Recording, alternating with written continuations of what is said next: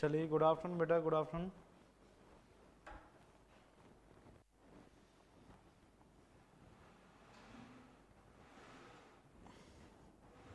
Good afternoon Priyanka, good afternoon Kunal.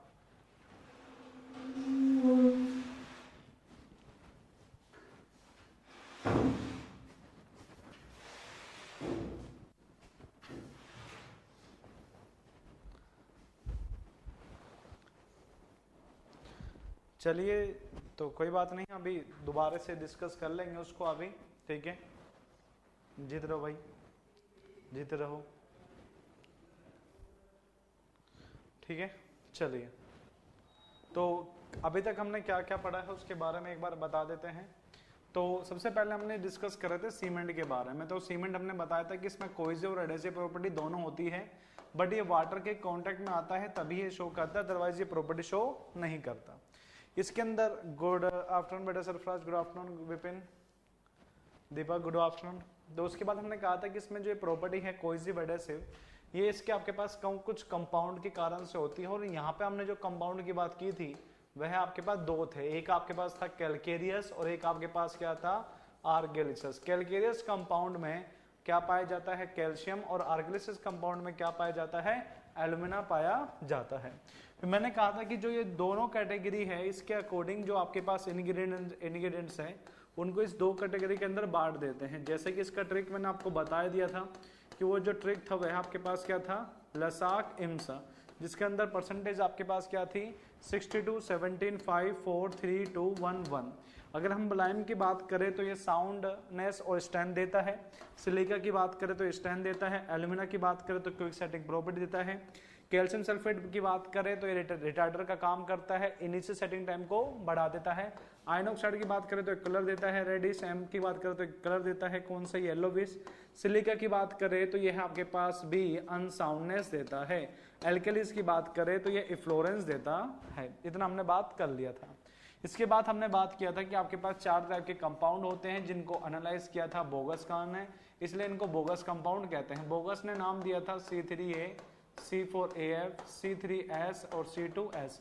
C3A के लिए कुछ पॉइंट कि ये 24 घंटे में रिएक्ट हो जाता है, हाइड्रेट हो जाता है, सबसे पहले वाटर के साथ रिएक्शन करता है, फ्लैश सेटिंग यही देता है, प्री हार्डनिंग यही देता है, आपके पास सबसे ज्यादा आपके साथ सबसे ज्यादा हीट ऑफ हाइड्रेशन भी यही देता है, श्रिंकेज भी यही देता है। और इसके कंपाउंड के कारण से कि आपके पास जो सिलिका का सल्फर का जो रेजिस्टेंस है वह आपके पास घट जाता है, तो यह हमेशा कम ही रहना चाहिए, ठीक है। इसको हम बोलते हैं क्या, इसको बोलते हैं सेलाइट बोलते हैं। फिर हमने बात किया था C4AF, ये हमें कुछ भी नहीं देता है बस एक चीज को छोड़कर, मैक्सिमम रेट ऑफ हाइड्रेशन को। C2S इसको हम बोलते हैं बेक्स्ट कंपाउंड, क्योंकि यह बेक्स्ट का प्रॉपर्टी देता है। बेक्स्ट कंपाउंड कहने का कारण क्या है, इसका हाइड्रेशन 7 दिन तक चलता है, आल्डी स्ट्रेंथ सीमेंट में यही देता है, जो कैरेक्टरिस्टिक स्ट्रेंथ होते हैं 28 दिन पर उसके अंदर उसका रोल भी इसी के कारण से आपके पास होता है। फ्रीजिंग एंड थोविंग से भी यही रोकता है, जहां कंस्ट्रक्शन में हमें आल्डी स्ट्रेंथ रिक्वायरमेंट है वहां पे इसका प्रोपोर्शन बढ़ा दिया जाता है। C2S का इसका हाइड्रेशन 1 साल तक चलता है, प्रोग्रेसिव और अल्टीमेट स्ट्रेंथ देता है। आपके पास केमिकल को रोकने की कैपेसिटी इसी के पास होती है। जो नोट्स पॉइंट बताए थे आपको अलग से, वो आपको सेल्फ याद रखना है, ठीक है। फिर बात करते हैं आपके मैन्युफैक्चरिंग वाले पार्ट का। मैंने बताया था कि मैन्युफैक्चरिंग के अंदर 3 ऑपरेशन चलते हैं। पहला था मिक्सिंग, दूसरा था बर्निंग और तीसरा था इंटरग्राइंडिंग, मतलब की ग्राइंडिंग। फिर मैंने कहा था कि 2 प्रोसेस होते हैं, एक ड्राई होता है, एक वेट होता है। ड्राई में पानी कम यूज करते हैं तो लेस कॉस्टली होगा, तो आपके पास क्वालिटी पुअर मिलता है। वेट के अंदर पानी ज्यादा यूज करते हैं 30 से 34%, इस कारण से यूनिफॉर्म मिक्सिंग देता है और इस कारण से ये कॉस्टली होता है। और कल हमने बात किया था आपके पास ड्राई मेथड को लेकर, कल हमने अपनी क्लास में बात किया था ड्राई मेथड को लेकर, और हमने ड्राई मेथड के बारे में ये बताया था कि इसके अंदर जो आपके पास लसाक इम्सा थे, लसाक इम्सा के अंदर जो आपके पास कैलकेरियस कंपाउंड है उनको रख दिया है यहां पर, ठीक है। और आपके पास जैसे कि जिप्सम हो गया, लाइम हो गया, वो कहां रखे जाएंगे, इस तरफ। और अब बात करते हैं आपके पास आर्गेलिसिस का। अब बात करते हैं आपके पास आर्गेलिसिस का। आर्गेलिसिस के अंदर आपके पास एल्यूमिना हो गया, सिलिका हो गया और बाकी के जो कंपाउंड हो गए वो आ गए यहां पर। इनको मैंने क्या किया था, इनको मैंने पहले क्या करवाया था, इनको मैंने क्रशिंग करवाया था। क्या करवाया था, इनको क्रशिंग कराया था, और यहाँ पे जो क्रशिंग होती है यही क्रशिंग यहाँ पे चलता है सेम। क्या चलता है? सेम। इसके बाद में मैंने आपको पास यहाँ पर इसकी फाइन ग्राइंडिंग करवाई थी, फाइन ग्राइंडिंग करवाया था, और फाइन ग्राइंडिंग जो की थी, जो आपके पास यहाँ पे इसका जो फाइन ग्राइंडिंग करवाया था, उस मशीन का नाम भी मैंने आपको बताया था कि याद रखना, या तो ट्यूब मिल आता है या फिर आपके पास लिखा हुआ आता है बॉल मिल। इन दोनों में से एक मशीन में आप जाके इसका फाइन ग्राइंडिंग कर सकते हो, बिल्कुल बारीक बारीक कर सकते हो, ठीक है। तो सेम काम चलता है यहाँ पर। फिर मैंने कहा था कि इन दोनों को लेकर एक पाइप के थ्रू यहाँ पे मिक्सिंग कर दी जाती है, यहाँ पर मिक्सिंग कर दी जाती है। Mixing in proper proportion, mixing in proper proportion. Proportion मतलब जैसा कि आपको बताया था 62, 17, 5, 4, 3, 2, 1, 1, यह प्रोसेस यहाँ पे होना चाहिए, ठीक है। यहां तक क्लियर है आप सभी को कि यह जो प्रोसेस चलता है वह इस तरीके से है। आपके पास कुछ बताइए, यहां तक सभी को क्लियर है? स्लाइड क्यों बोलते हैं वो नहीं बताया। अच्छा, स्लाइड क्यों बोलते हैं? आज फर्नेस दिखा दीजिए। चलिए देखते हैं, नेट चल रहा होगा तो पक्का जरूर दिखाया जाएगा, ठीक है। चलिए देखिए, बेक्स्ड कंपाउंड कौन है? एक बात बताइए, बेक्स्ड कंपाउंड कौन है?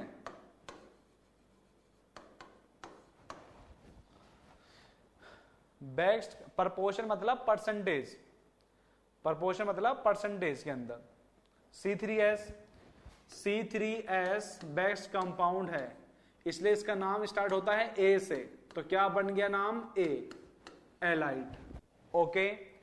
इसके बाद बेक्स्ड कंपाउंड कौन है? C3S के बाद में बेक्स्ड कंपाउंड कौन है? जल्दी से बताओ कौन है? बेक्स्ड कंपाउंड कौन है इसके बाद में? तो आप क्या होगे? C2S। क्या होगे? C2S, क्योंकि इसके बाद स्ट्रेंथ यही देता है, तो नाम पड़ गया बी से, तो नाम क्या पड़ गया? बेलाइट। और सबसे जल्दी सेटिंग किसके कारण से होती है? सबसे जल्दी सेटिंग किस कारण से होती है?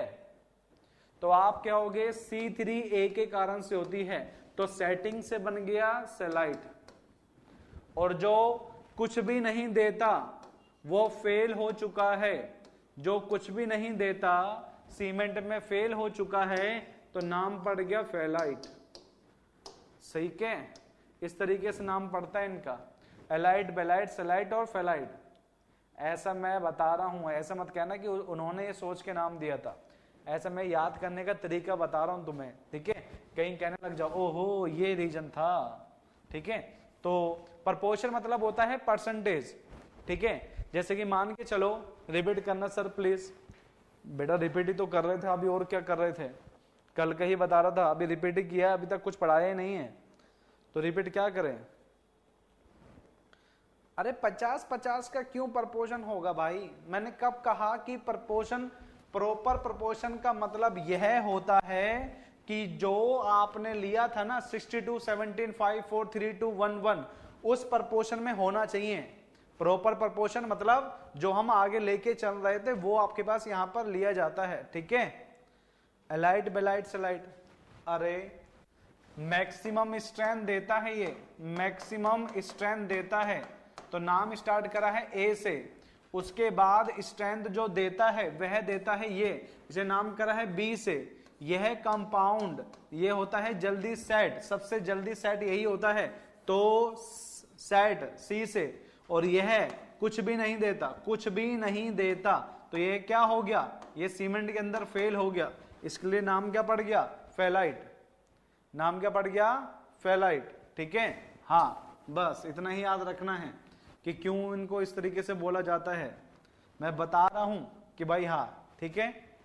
चलिए ये हो गया, यहां पे हो गया। इसके बाद नेक्स्ट, मिक्सिंग करने के बाद में, मिक्सिंग करने के बाद में इनकी प्री हीटिंग की जाती है, ठीक है। क्या की जाती है? प्री हीटिंग की जाती है। Pre heating at the rate of 800 degree Celsius for exhaust for exhaust of gases. अब आपके पास होता क्या है कि सीमेंट को गर्म किया जाता है 1400 से लेकर 1600 डिग्री सेल्सियस के बीच में। यह वो टेम्परेचर होता है जहां पर ये सारे कंपाउंड आपस में रिएक्शन करने लग जाते हैं। ये सारे कंपाउंड आपस में रिएक्शन करने लग जाते हैं। ये वह रिएक्शन टाइम होता है, मतलब कि वह रिएक्शन टेम्परेचर होता है। ओके, तो हमने इसको 800 डिग्री सेल्सियस पे क्यों आपके पास गर्म किया? होता क्या है कि जो इंप्योरिटी होती है, जब हमने कहा कि लसाक इम्सा के अंदर दो इंप्योरिटी है, एक सल्फर है और दूसरा एल्कलीज होता है, और साथ में कुछ और इंप्योरिटीज भी होती है जिनके बारे में हम बात नहीं करते, क्योंकि ये जो बाकी का मटेरियल है ना, जो बाकी के स्टार्टिंग के 6 मटेरियल है, जैसे कि बात करते हैं लसाक इम्सा की, ये दो तो क्या हो गए इम्प्योरिटी, और बाकी के क्या हो गए हमारे काम के। तो ये सारे के सारे कैसे मिलते हैं? ये मिलते हैं नेचुरली। कैसे मिलते हैं? नेचुरली। तो इनके साथ में कुछ ना कुछ इम्प्योरिटी रहती है। तो इस इम्प्योरिटी को कम करने के लिए हम एक प्री हीटिंग टेम्परेचर पर हीट करते हैं कि भाई जो भी इम्प्योरिटी है ना वो अभी निकल जाओ, और वो जैसे हीट करते हैं 800 डिग्री पर, तो यह आपके पास जो गैसेस होती हैं, जो आपके पास इम्प्योरिटी होती हैं, वह गैस बनकर निकल जाती है। इस कारण से सीमेंट को गर्म करने से पहले एक प्री हीटिंग टेम्परेचर जो कि 800 डिग्री सेल्सियस होता है उस पे गर्म किया जाता है इम्प्योरिटी को निकालने के लिए। उसके बाद में इसको एक बड़े से टैंक में स्टोर कर लिया जाता है। स्टोरेज ऑफ रॉ मिक्स, जो कच्चा पदार्थ है उसको एक बड़े से कंटेनर के अंदर क्या कर लिया जाता है? स्टोर कर लिया जाता है।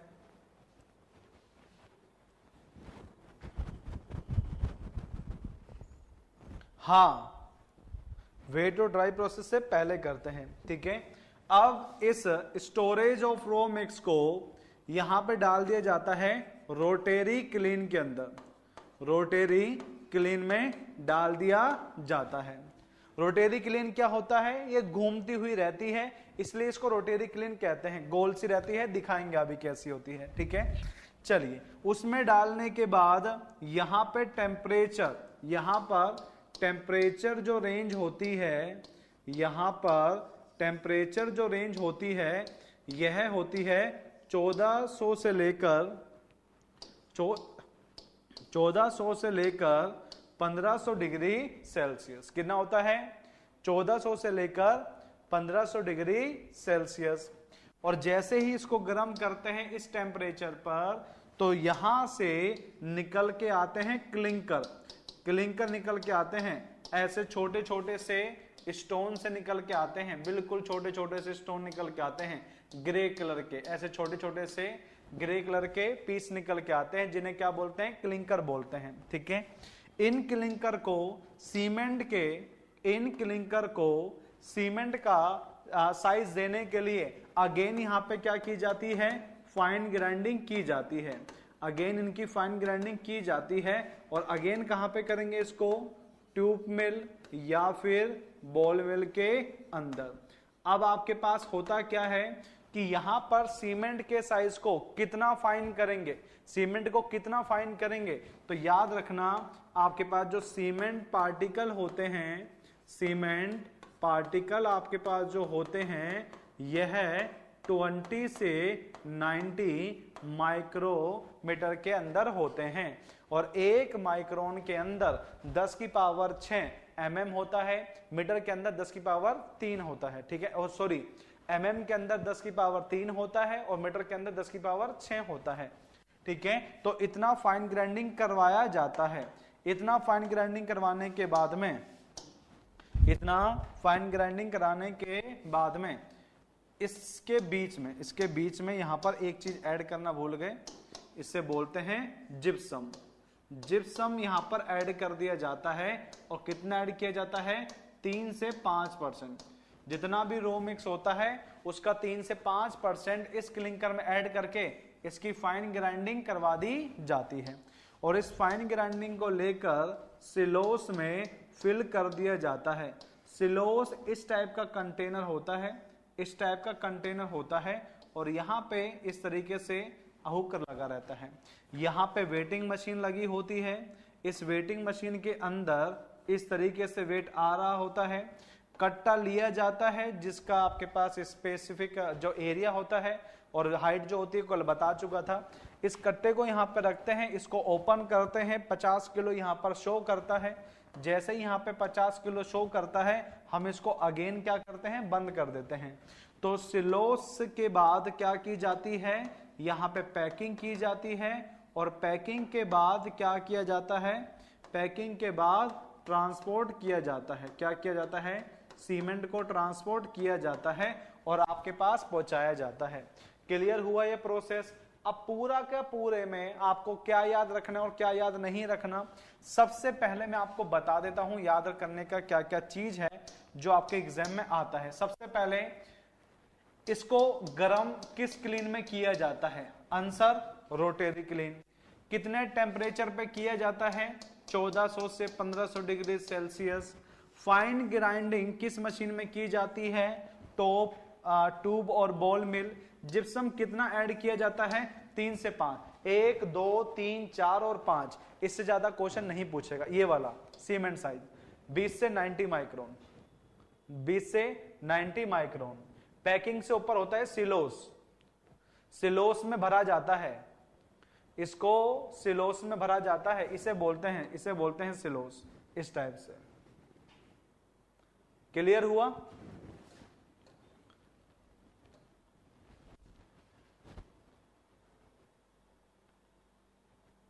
सभी बताइए क्या आप लोगों को क्लियर हो चुका है, क्या पढ़ना है।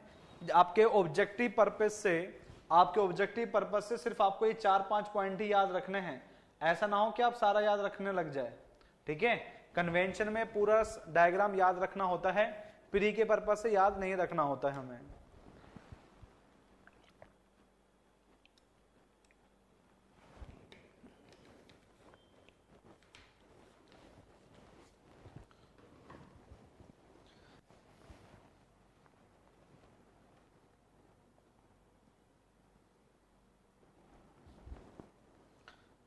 बना लिया सभी ने, बना लिया क्या।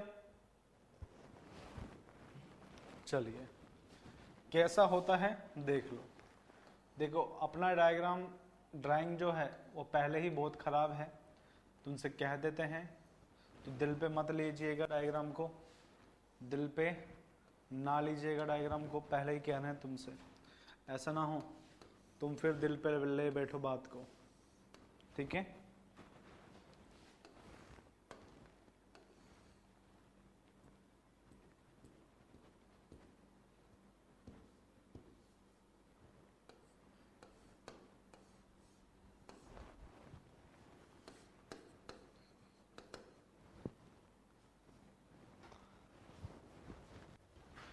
रो मटेरियल को यहां से डाला जाता है, रो मटेरियल को यहां से डाला जाता है। ठीक है, यहां से, इसे कहते हैं रोटरी क्लीन, जिसका जो स्लोप है यह होता है 1/30। मतलब जब 30 मीटर स्ट्रेट चलूंगा तो मुझे स्लोप कितने का मिलेगा, 1 मीटर का। ठीक है, कितने का मिलेगा, 1 मीटर का। और यह बात करें इसके लेंथ की, तो यह लेंथ होती है 90 से 120 मीटर। ओके, इसके बात करें डाया की तो होता है 2.5 से 4 मीटर, ये इसका होता है डाया।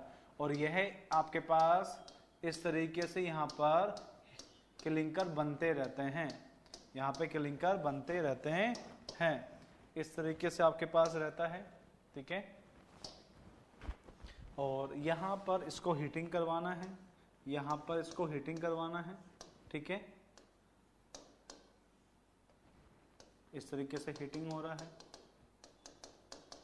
यहाँ से हीटिंग हो रहा है। ठीक है, मोमबत्ती है ये, हमारा ऐसे ही बनता है।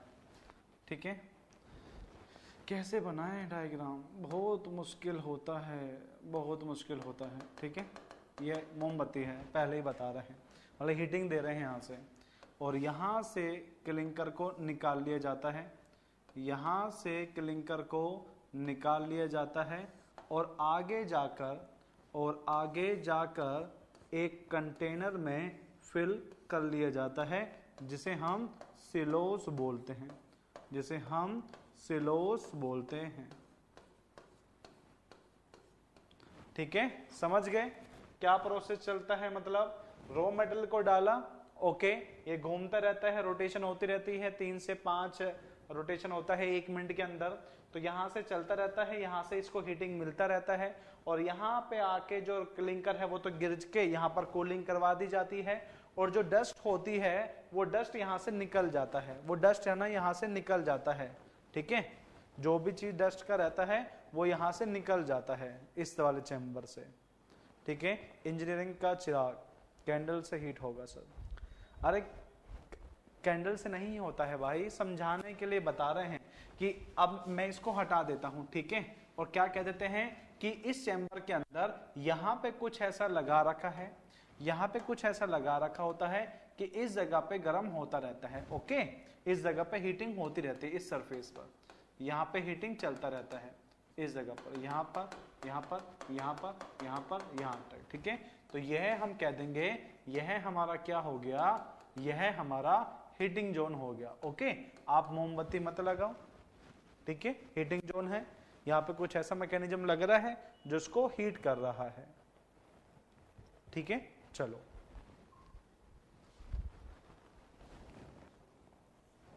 ठीक है, तुम्हें कोई एग्जाम्पल नहीं देते, तुम कहते अच्छा मोहन ही है क्या वो, तो कहते थे ना कि पहले एक मोहन होता था जो ऐसे करता था, तो तुम कहोगे अरे तुम वही मोहन हो जिसके बारे में सर बता रहे थे।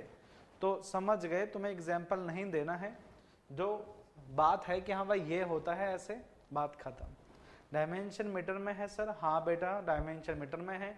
लेंथ 90 से 120 होती है, वेट वाले में ज्यादा चल जाता है, वहां पे 200 मीटर तक चल जाता है, ड्राई वाले में छोटी रहती है। ठीक है, जिप्सम को स्टार्टिंग में क्यों ऐड नहीं करते, क्योंकि इसका काम क्या था है भाई पूजा, इसका काम क्या था बताओ, क्योंकि मैं जिप्सम को पहले से ही बता चुका हूं। ठीक है, जिप्सम में मैंने कहा था कि जिप्सम का काम क्या है बताओ, जिप्सम का काम क्या बताया था मैंने कहा था सेटिंग टाइम को कम करना। भाई सेटिंग टाइम कम होता है सीमेंट में, ये तुम्हें कब पता चलेगा, ये तुम्हें कब पता चलेगा, जब क्लिंकर बनेंगे। क्लिंकर के अंदर ही तो हमें पता चला कि क्लिंकर का सेटिंग टाइम बहुत कम है, क्लिंकर का सेटिंग टाइम बहुत कम है। उसको बढ़ाने के लिए तो सीमेंट का नहीं होता है, वो अंदर वाले जो रॉ मटेरियल है उसका सेटिंग टाइम थोड़ी ना कम करना है, उसमें तो कुछ होता ही नहीं, वो प्रॉपर्टी जनरेट होती है क्लिंकर के अंदर, तो हमें क्लिंकर के अंदर ऐड करके उसके सेटिंग टाइम को बढ़ाना पड़ेगा। ठीक है, तो मैंने क्या कहा था कि वह सेटिंग टाइम को बढ़ाता है, तो सेटिंग टाइम कब मिलेगा, जब क्लिंकर बनेंगे, इसलिए क्लिंकर में डाला जाता है। ठीक है, हाँ चलिए, ठीक है, ये सिलोस होता है। ठीक है, और इसे ही कहते हैं आपके पास यहाँ पर क्लिंकर कह देते हैं इनको। ठीक है, चलिए अब बात करते हैं आपके पास वेट मेथड का। किसका बात करते हैं, वेट मेथड क्यों कर रहे हैं। ठीक है, चलो यहां बना लिया, ये बना लिया पूरा आपने। ठीक है भाई प्रणव, बना लिया क्या, बना लिया कि भाई प्रणव, बताइए जल्दी से।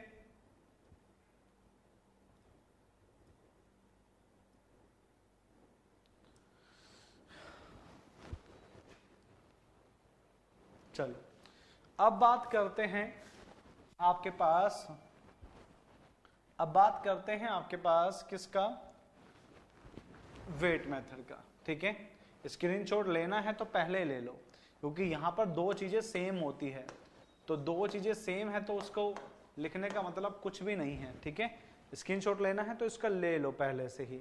ये ड्राई का हो गया, ओके ले लो पहले ही, ये है ड्राई का हो गया। ठीक है, और ये इसका आपके पास आगे वाला प्रोसेस हो गया। ठीक है, ये इसका आगे वाला प्रोसेस हो गया, ये रहा।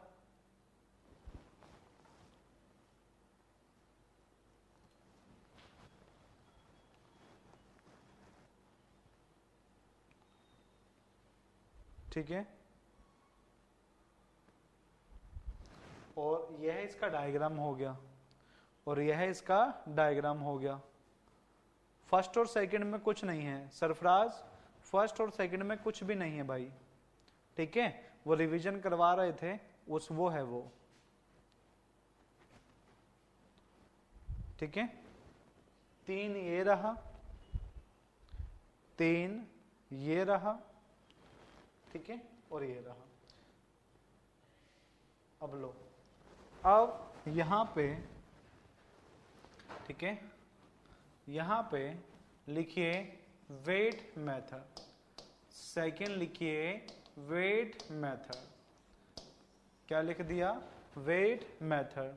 ओके, इसमें सिर्फ क्या किया जाता है कि यहां पर पानी को ऐड कर दिया जाता है, और यहां पर भी पानी को ऐड कर दिया जाता है। अगेन यहां पर पानी को जब हम ऐड करते हैं, फिर उसका क्रशिंग किया जाता है।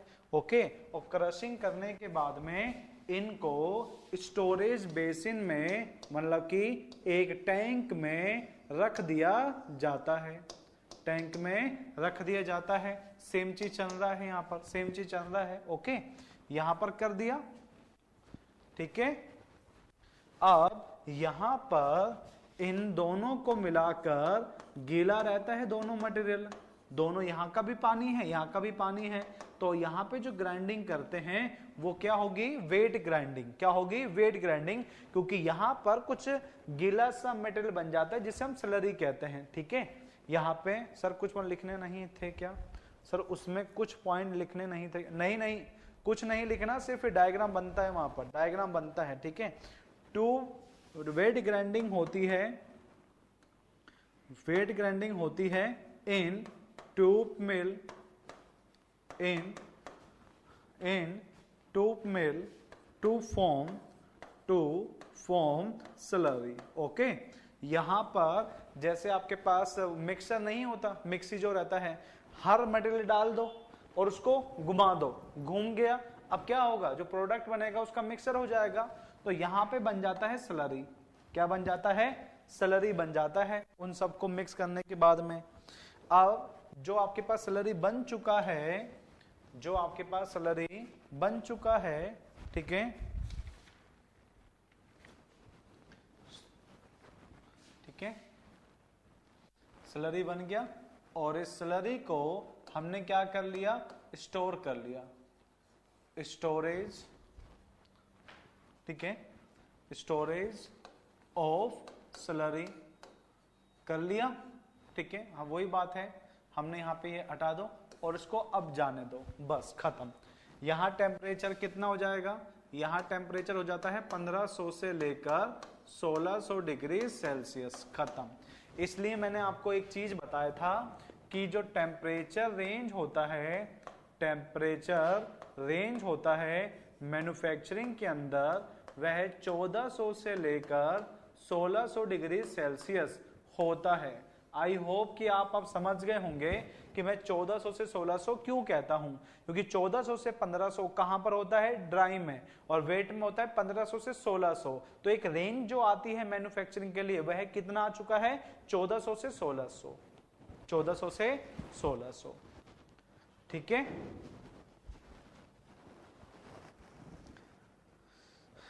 तुम्हें तुम्हारे नोट्स में ये है, ऐसे मत कर देना सेम एज ड्राई मेथड, कहीं ऐसे मत लिखने लग जाना, तुम्हें तो पूरा बनाना है। ठीक है, यह सिर्फ मेरे लिए था, यह सिर्फ मेरे लिए था। ऐसा ना हो कि तुम भी लिख दो same as wet, same as dry, लिखते जाओ, ऐसे मत करना, पाप लगेगा तुम्हें।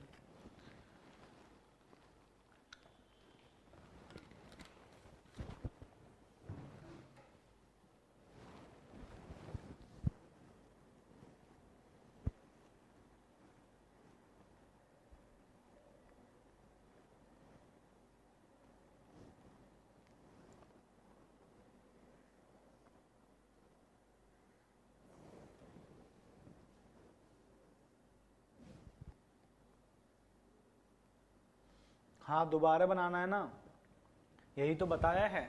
अब सेम चलेगा, फिर अगेन ये रोटरी क्लीन में जाएगा, टेम्परेचर 15 से 1600 होगा, क्लिंकर बनेंगे, जिप्सम डालेंगे 3 से 5, फिर अगेन फाइन ग्राइंडिंग होगी जहां पे सीमेंट का साइज कितना होगा 20 से 90 माइक्रोन। सिलोस में इनको स्टोर कर लिया जाएगा जहां पे पैकिंग होती है, और पैकिंग होने के बाद में इनको ट्रांसपोर्ट के लिए भेज दिया जाता है। ठीक है, क्लियर है सभी को? क्या क्या लिखना है आप सभी को?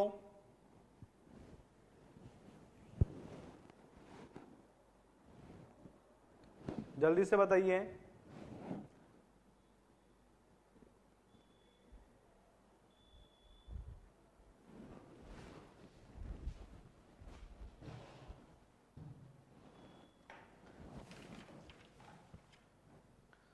चलिए, अब दो क्वेश्चन जो कल बताए थे वही पूछ रहा हूं। इन दोनों क्लीन के अंदर, ठीक है, इन दोनों क्लीन में से यूनिफॉर्म मिक्सिंग किस में होगी? इन दोनों क्लीन में से, दोनों मेथड में से यूनिफॉर्म मिक्सिंग किस में होगी? वेट प्रोसेस, बिल्कुल सही। इन दोनों मेथड में से कौन सा मेथड इकोनॉमिकल होता है? इन दोनों मेथड में से कौन सा मेथड इकोनॉमिकल होता है? तो आंसर क्या आएगा? ड्राई। ठीक है, ये दो क्वेश्चन आते हैं, दोनों को अच्छे से याद रखिएगा, क्यों होता है और किस तरीके से बनता है। सीमेंट पार्टिकल कितना सर? सीमेंट पार्टिकल साइज कितना रखा जाता है? 20 से 90 माइक्रोन, 20 से 90 माइक्रोन। ठीक है,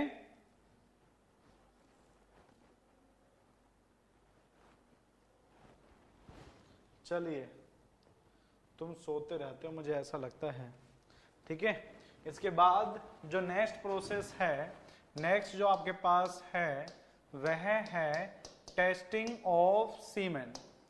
क्या है? Testing of cement. अब पहले बात यहां पर क्या आती है कि सर ये टेस्टिंग क्यों किया जाता है?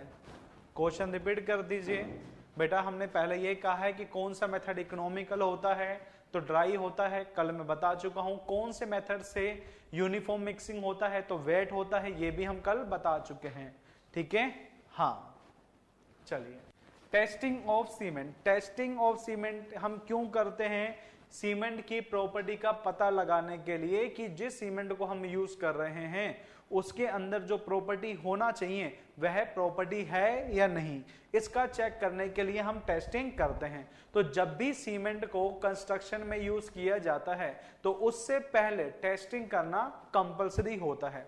इन केस आप चल रहे हैं M20 का डिजाइन लेकर और स्टोरेज पीरियड के अंदर उसका स्ट्रेंथ कम हो चुका है, तो क्या वह M20 का कंक्रीट का स्ट्रेंथ दे पाएगा 28 दिनों के बाद में?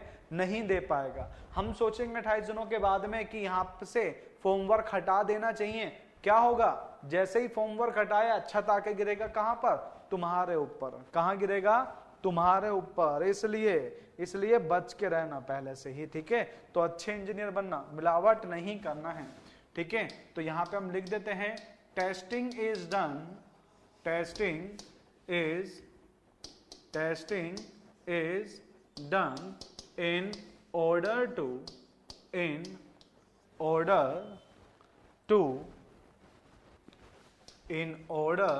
to check its performance, in order to check its performance। ठीक है, check its performance when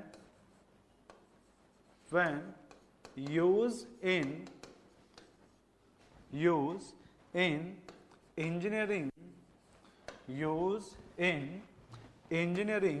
construction, use in engineering construction। ठीक है, इंजीनियरिंग कंस्ट्रक्शन में यूज करने के लिए हमें इसका परफॉर्मेंस पता होना चाहिए, जिसके लिए क्या की जाती है? टेस्टिंग की जाती है। अगर यहाँ पे हम टेस्टिंग की बात करें तो हम टेस्टिंग 3 स्टेप में करते हैं, मतलब कि 3 तरीके से करते हैं। एक करते हैं फील्ड पर, एक करते हैं फील्ड पर, जिसे कहते हैं साइट इंजीनियर। क्या कहते हैं? Site engineer. ओके, एक करते हैं लैब में, ठीक है, फील्ड टेस्ट बोल देंगे, फील्ड पे करेंगे तो लैब में करते हैं, लैब में करेंगे तो आपके पास लैब टेस्ट हो जाएगा, ठीक है। ये वो इंजीनियर करते हैं जो कि आपके पास लैब में वर्क करते हैं, जैसे कि कोई रिसर्च में काम कर रहा है तो वो लोग यहाँ पे करते हैं। और एक होता है केमिकल कंपोजिशन टेस्ट, इसके बारे में हम आपको बताएंगे, ठीक है। क्या होता है? Chemical composition test. Chemical composition test में हम क्या पता लगाते हैं कि जैसे हमने कहा था कि लसाक इंसा के अंदर परसेंटेज होना चाहिए 62, 17, 5, 4, 3, 2, 1, 1, तो वो पता लगाएंगे कि इनके अंदर वह रेशो है या नहीं है। ओके, तो फील्ड में करेंगे फील्ड टेस्ट, लैब में कर रहे हैं तो लैब टेस्ट, और केमिकल कंपोजिशन इनके परसेंटेज का पता लगाने के लिए किया जाता है। बेटा सब कुछ होगा, तुम टेंशन ना लो कि टाइप ऑफ सीमेंट कब होगा, वो भी तुम्हें करवाया जाएगा। टाइम आने तो अच्छा टाइम आएगा तब कराएंगे, ठीक है। हाँ, अच्छे दिन कहते हैं उसे, पता नहीं कब आएंगे, ठीक है। चलो, सो गए क्या सभी? लग ऐसा रहा है मुझे। हाँ तो बोल दो कि हाँ तुम समझ गए और तुम लिख चुके हो। जागते रहो, ठीक है। कल भी क्लास होगी ना? नहीं, कल क्लास नहीं होगी, ठीक है, कल क्लास नहीं होगी, परसों होगा, परसों क्लास है सेम टाइम पर, ठीक है, परसों है सेम टाइम पर, तो परसों तो क्लास है आपका। चलिए अब बात करते हैं पहले किसका? फील्ड टेस्ट का, ठीक है। बात करते हैं पहला फील्ड टेस्ट का, तो हेडिंग डालिए field test of cement, field test of cement. अगर किसी ने साइड पर वर्क किया है या किसी ने आपके पास क्या किया है, साइड पर आपके पास ट्रेनिंग किया है, तो आपके पास होगा। अरे अगर मान के चलो ज्योग्राफी वाले सर परसों का करते हैं, ठीक है, मैं नहीं कर रहा, तो परसों का क्लास होगा, मंडे को क्लास होगा, 1 से 3 ही होगा, ठीक है। क्लियर है भाई? संडे ऑफ रहेगा, ठीक है। चलो अब पढ़ लो, अब पढ़ लीजिए, ठीक है। देखिए फील्ड टेस्ट क्या होता है, सबसे पहले मैं बता देता हूं। हमने सीमेंट के कट्टे को ओपन किया, सीमेंट का कट्टा आप सभी ने देखा होगा जिसे हम बैग कहते हैं, उसे हमने ओपन किया और सीमेंट के कट्टे को हाथ में लिया, माने कि सीमेंट को हमने हाथ में लिया। कलर कैसे दिखाई दिया? सबसे पहला बताओ कि तुम्हें कलर कैसा दिखाई दिया? तुमने सैंपल को हाथ में लिया, तुम्हें कलर कैसा दिखाई दिया? बिल्कुल सही, लकी का आंसर बिल्कुल सही है। तभी मैं कहता हूं लकी कि तुम में कुछ अलग है, क्योंकि तुम्हारे पास कुछ चीज है। जनरल लोग कहेंगे कि सर ग्रे होता है, और जिन्होंने पढ़ा है और जिनके पास नोट्स है वो कहेंगे यूनिफॉर्म ग्रे या ग्रीनिश ग्रे, ऐसे कहेंगे। हाँ, यही तो हम कह रहे हैं, ठीक है। चलो तो बात करते हैं फील्ड टेस्ट की, ठीक है। तो बात करते हैं a sample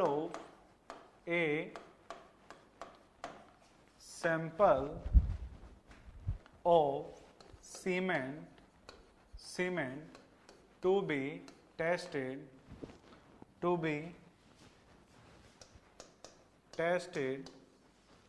it should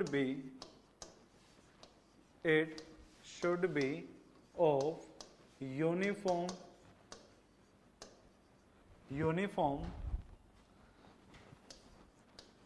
gray in color।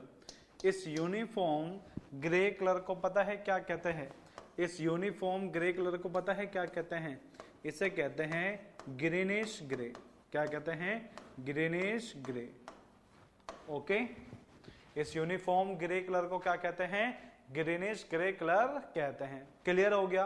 तो एक बात बताओ, यह लाइन आया लिखा हुआ, ठीक है, यह लाइन आया लिखा हुआ और कहा, और क्या कहा, ये कहा कि बताओ कौन सा टेस्ट है, कह दिया कि बताओ कौन सा टेस्ट है। तो इस लाइन से तुम्हें क्या पता चलता है कि ये टेस्ट कौन सा हुआ?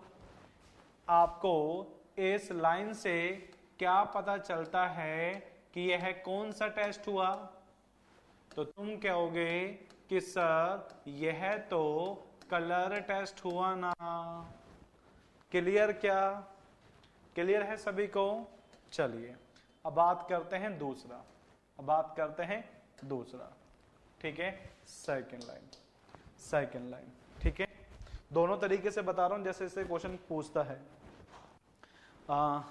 अगेन सीमेंट के कट्टे को खोलना है, तुम्हें इंजीनियर बना रहे हैं, याद रखना तुम्हें वो चीज बता रहे हैं जो एक इंजीनियर, एक जेई जब साइड पर जाता है और क्वालिटी को चेक करता है और सीमेंट को चेक करता है तो उसको ये काम करना पड़ता है। तो तुम एक जेई का काम बता रहा हूं अभी। अगेन बैग को खोलना है, सीमेंट को हाथ में लेना है और इस तरीके से करना है, देखो इन तरीके से, ठीक है, इस तरीके से करना है, इन 3 उंगलियों में लेकर।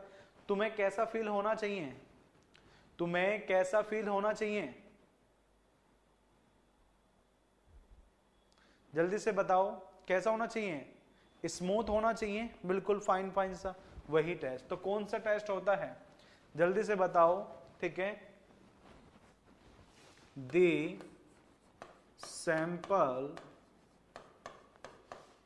should feel smooth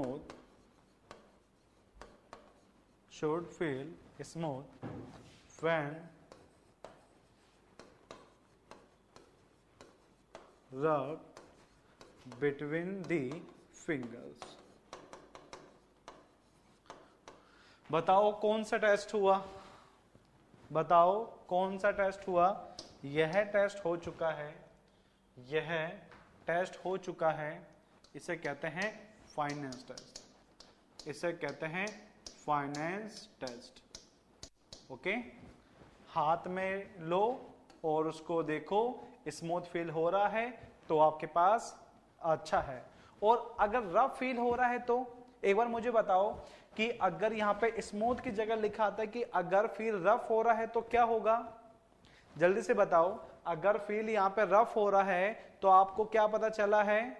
हाँ, नॉट प्रॉपर ग्राइंडिंग, जिसे कहते हैं अंडर ग्राइंडिंग है। क्या कहते हैं? अंडर ग्राइंडिंग है।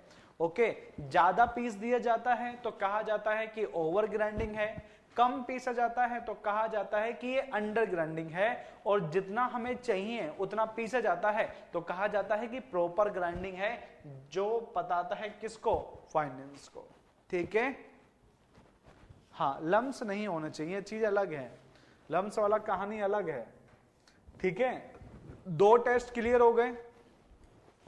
2 टेस्ट क्लियर हुए या नहीं हुए?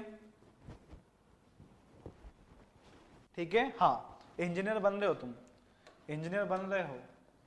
ठीक है, चलिए तीसरा, बैग को खोलो। अगेन बैग खोला, हाथ लिया, उस बैग के अंदर डाल दो। कैसा फील हुआ?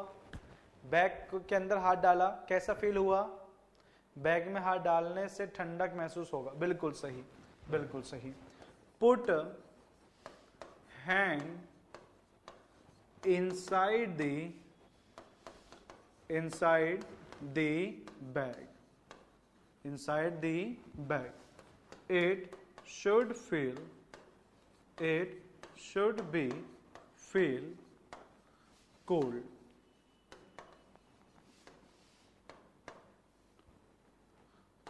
not warm। गरम फील नहीं होना चाहिए। चलो अब ये बता दो कौन सा टेस्ट है। ये पता लगा, जिसने ये चीज बताया हम मानेंगे कि हाँ उसको सच में उसने फील करा है। बताओ, ये सारा टेस्ट फिजिकल टेस्ट है भाई, जो मैं ये बता रहा हूं ना, ये जितना भी मैंने यहाँ पे बताया है, ठीक है, इन सभी को फिजिकल टेस्ट ही कहते हैं, फिजिकल टेस्ट कहते हैं। क्योंकि इसके लिए कोई आपने अपरेटस यूज नहीं किया है, ये सारा फिजिकल टेस्ट है समझे? जितना आगे और भी बताऊंगा वो सारे फिजिकल टेस्ट ही होते हैं। क्यों? क्योंकि इसके अंदर कोई अपरेटस का यूज नहीं कर रहे हैं, हम खुद कर रहे हैं इसको हम खुद कर रहे हैं, इसलिए कोई अपरेटस नहीं है। बताओ कौन सा टेस्ट है? बिल्कुल सही कहा, फील्ड टेस्ट तो यह है। कौन सा टेस्ट हो? फील्ड टेस्ट तो है ही है, फील्ड टेस्ट में तो बता रहे हैं। अगर बैग हाथ को बैग में डाला तो हमें ठंडा फील होना चाहिए, गर्म नहीं होना चाहिए। तो कौन सा टेस्ट हो गया? सरफराज का आंसर ठीक लगा, ठीक है, सरफराज का आंसर ठीक लगा।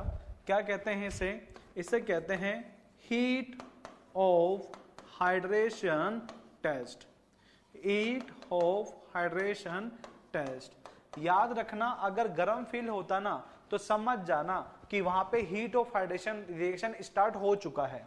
अगर हाथ डालने पर तुम्हें गर्म फील हो रहा है ना तो समझ जाना कि उसमें हीट ऑफ हाइड्रेशन स्टार्ट हो चुका है। अब तुमने सीमेंट को तो यूज भी नहीं किया, हीट ऑफ हाइड्रेशन स्टार्ट हो गया बिना पानी ऐड करे। कैसे भाई? एटमॉस्फेयर के अंदर एयर में पानी होता है जिसे आप ह्यूमिडिटी कहते हैं। वह ह्यूमिडिटी के कारण से, पानी के कारण से रिएक्शन कर जाता है, ठीक है। जो एयर में पानी होता है ना उसके कारण से इसमें रिएक्शन स्टार्ट हो जाती है। इस कारण से इनका स्टोरेज अच्छे और प्रॉपर तरीके से होना चाहिए, ठीक है। एक मेरे को बात याद दिला देना क्योंकि रह जाता है मुझसे। स्टोरेज ऑफ सीमेंट को लेकर कुछ पॉइंट्स है, मतलब 4-5 पॉइंट है, तो वह आपको लिखवाने हैं, ठीक है। मुझसे रह जाए तो आप बता देना, पहले ही कह रहे हैं, मैं लास्ट में लिखवाऊंगा उसको, पर रह जाए तो मुझे बता देना, ठीक है। हाँ चलो, 3 फिजिकल टेस्ट हो गए, चलो बाकी बाद में देखेंगे, इसके आगे देखेंगे, यहाँ पे इतना ही, ठीक है। 4th टेस्ट, ये सारे फिजिकल टेस्ट जो आपको पता होना चाहिए। चौथा बैग मान के चलिए, कुछ सीमेंट लो, एक बाल्टी लो, उसमें गिर दो, क्या होगा? एक हमने सीमेंट लिया, कुछ आपके पास हाथ में बाल्टी लिया, उसमें डाल दो, क्या होगा? सिंक होगा। कौन सा टेस्ट हो गया? कौन सा टेस्ट हो गया? जल्दी से बताओ। कौन सा टेस्ट हो गया? जब तक बताओ मैं लिखता हूं। If the small amount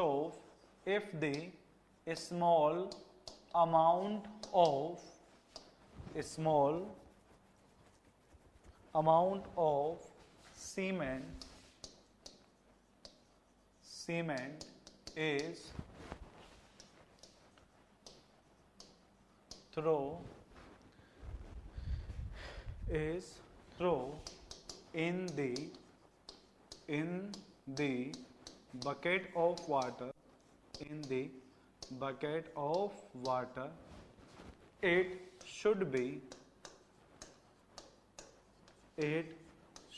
be sink। जब सीमेंट को बाल्टी में डाला जाता है तो यह डूब जाता है, कौन सा टेस्ट हो गया? Reaction test. सरफराज का गलत है, पूजा का बिल्कुल सही है। इसे कहते हैं क्या? इसे कहते हैं स्पेसिफिक ग्रेविटी टेस्ट। क्योंकि भाई सीमेंट का स्पेसिफिक ग्रेविटी कितना था? 3.15, और पानी का कितना है? 1।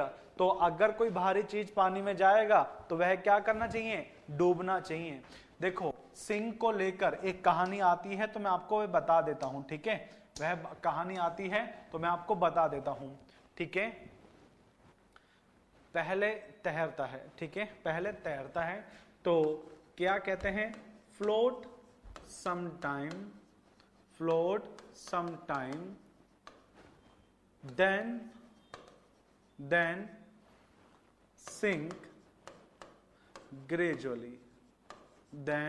सिंक ग्रेजुअली या स्लोली। ओके, क्या कहते हैं? क्वेश्चन कैसे था? या कोई आया था वेतराम विजाग में, सीमेंट का होता है, उस टेस्ट में आया, कहा कि सीमेंट को जब पानी में घेरा जाता है तो क्या होता है। ओके, तो जैसे ही पानी को सीमेंट में घेरते हैं ना, तो यूं नहीं कि गया और सीधा अंदर चले गया, पहले आता है सरफेस पर, आके बैलेंस होता है, फ्लोट करता है कुछ टाइम तक, और उसके बाद में धीरे से चला जाता है, फिर धीरे से चला जाता है। ओके, तो कैसे होता है सिंक? पहले फ्लोट करता है और फिर सिंक हो जाता है, ठीक है। हाँ, रिफ्रेश तो हम बेटा करते ही रहते हैं, हर 2 मिनट के बाद में मैं रिफ्रेश तो कर ही देता हूं भाई कुलदीप, बिल्कुल सही कर दिया भाई, रिफ्रेश दोबारा कर दिया, ठीक है।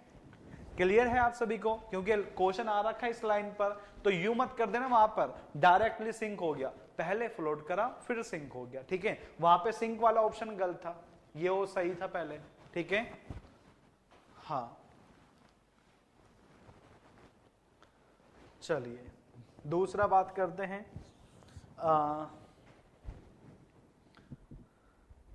सीमेंट को तुमने कभी यूज करा है, तुमने सीमेंट को यूज करा, ठीक है, तुमने मान के चलो सीमेंट को यूज करा और कुछ सीमेंट बच गया, कुछ सीमेंट बच गया, तो आप क्या करते हो, जब कुछ सीमेंट बच जाता है तो आप क्या करते हो, आप उसको ऐसे कट्टे को बांधते हो और रख देते हो कहीं छुपा के।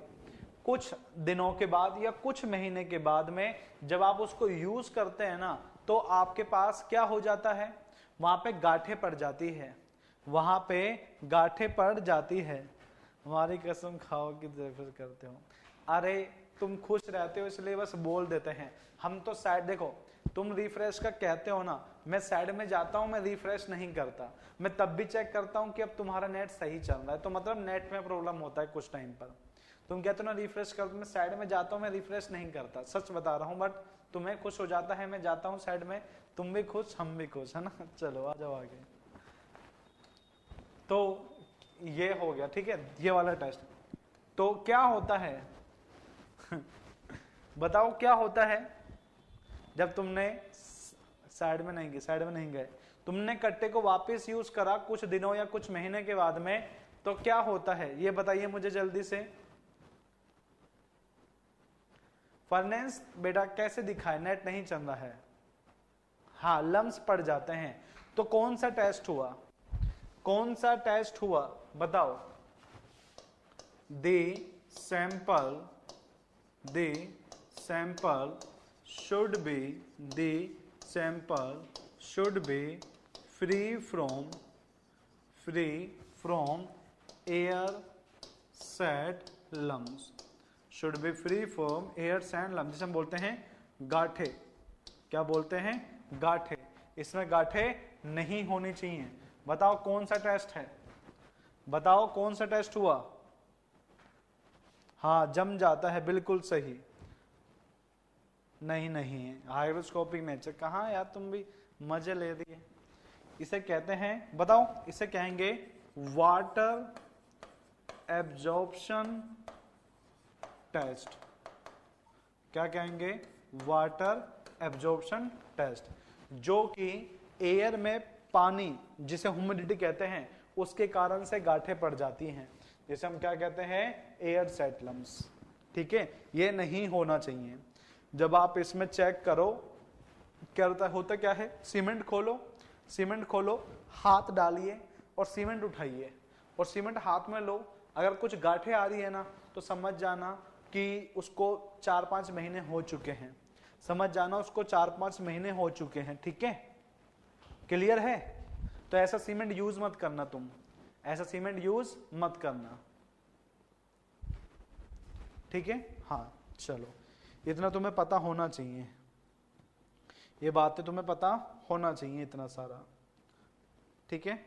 चलिए हाई स्ट्रेंथ कम होती है, बताएंगे उसको भी, टाइम आएगा तब बताएंगे स्टोरेज पीरियड के बारे में, बेस्ट 3 महीने होता है, 6 महीने के बाद रिजेक्ट कर दिया जाता है, सब बताएंगे तुम्हें, चिंता मत करो, ठीक है, टाइम आने दो, अच्छा टाइम आएगा तब बताएंगे तुम्हें। फील्ड टेस्ट में ही ये सारे फिजिकल टेस्ट है, फील्ड में ये सारे जितने भी मैंने अभी यहाँ पर बात की है ना, पीछे 3 और यहाँ पर, ये सारे के साथ तुम कहाँ जा रहे हो, तुम अपनी जगह पे रहा करो ना। तो यह सारे जो टेस्ट होते हैं इसे हम कहते हैं फिजिकल टेस्ट, ये भी फिजिकल टेस्ट है और जो पीछे बताया था ये भी फिजिकल टेस्ट ही है, ये सारे फील्ड पर किए जाते हैं, ठीक है। अब इसके बाद में जो आता है ये फील्ड पर ही किया जा रहा है, ये फील्ड पर ही किया जा रहा है, इसे स्टैंड टेस्ट कहते हैं, कभी भी पूछा नहीं जाता, बस अपने जेई के लिए, अपनी जो ट्रेनिंग होती है उसके लिए याद रखो, ये सिर्फ तुम्हारे नॉलेज के लिए है, पेपर में नहीं आता है, सिर्फ तुम्हारे नॉलेज के लिए, ठीक है। क्या क्या होता है, एक सिंपल सी बात में सबसे पहले आपको एक मोल्ड प्रिपेयर करना है। मोल्ड प्रिपेयर करना है। मोल्ड का साइज कितना है? 25 इंटू 25 इंटू 200। यह है आपके पास मोल्ड का साइज हो गया। दिखेगा कैसा? आपको ऐसा दिखाई देगा, ऐसा दिखाई देगा। यह इसका आपके पास कितना हो गया? ठीक है, यह कितना हो गया? 200 mm हो गया। और यह साइज कितना है? यह 25 है। ठीक है, यह 25 mm है। ओके, अब इसको रख दो सपोर्ट के ऊपर, प्लेस्ड ओवर द सपोर्ट। इसे कहां रख दो? सपोर्ट के ऊपर रख दो। ठीक है, मोल्ड को कितने दिनों तक रखोगे? 7 दिन तक तो रखोगे, है ना? हाँ, ठीक है, पानी के अंदर 7 दिन तक रख दो। इमर्ज इन वाटर बनाओ और इसको रख दो 7 दिनों तक फॉर हाइड्रेशन के लिए। ठीक है, फिर इसके अंदर क्या कर दो? सपोर्ट के ऊपर रख दो, प्लेस ओवर सपोर्ट। बस इतना सा कहानी याद रखना। पहले मोल्ड बनाओ, 7 दिन तक पानी में रखो हाइड्रेशन के लिए, फिर सपोर्ट पे रख दो, है ना? अब होता क्या है? अब होता क्या है? हमने यह मोल्ड बनाया, हमने यह मोल्ड बनाया। यह कितना है? यह कितना है? यह 200 mm है। यह 200 mm है। बीच में से कट किया, बीच में से कट किया तो यह कितना मिला? यह कितना मिला? 25 mm। यह कितना मिला? यह भी 25 mm। ओके, और इसको कहाँ पे रखा था हमने? इसको रखा है हमने सपोर्ट पर। यह रहा सपोर्ट और ये रहा सपोर्ट। सपोर्ट के बीच का जो डिस्टेंस है, सपोर्ट के बीच का जो डिस्टेंस है, ये रखा जाता है 150 mm। कितना रखा जाता है? 150 mm। और ऊपर से लगा दिया जाता है लोड। ऊपर से लगा दिया जाता है लोड। लोड कितने का लगाया है? 340 न्यूटन, मतलब 34 kg।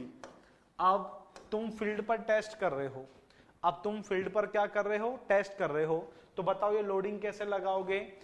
एक ब्रिक का वेट होता है 3 से 3.5 kg के बीच में। तो ये मोल्ड बना के 10 ब्रिक रख दिया, मोल्ड बना के 10 ब्रिक रख दिया। अब चेक करा कि कहीं पे क्रैक्स आ रहा है या नहीं आ रहा। क्रैक्स नहीं आ रहा तो ये स्ट्रेंथ में पास है, और क्रैक्स अगर आ जाता है तो ये स्ट्रेंथ में फेल हो गया। समझ गए? समझ गए क्या? कि अगर कोई क्रैक्स नहीं आता, कहां साउंड कम आ रहा है भाई? सबका सही आ रहा है, किसी को साउंड में दिक्कत थोड़ी ना हो रहा है। साउंड में किसी को दिक्कत हो रहा है क्या? नहीं ना, सभी का ठीक है? जल्दी से बताओ। हाँ, 150 mm है। ये सारी यूनिट mm में लिखी है मैंने। हाँ, अरे तो ईयरफोन लगा लो, ईयरफोन लगा लो, दूसरों को क्यों सुनाना, खुद सुन लो। ठीक है, उसको कहना बाद में सुनना, तुम ईयरफोन लगा लो।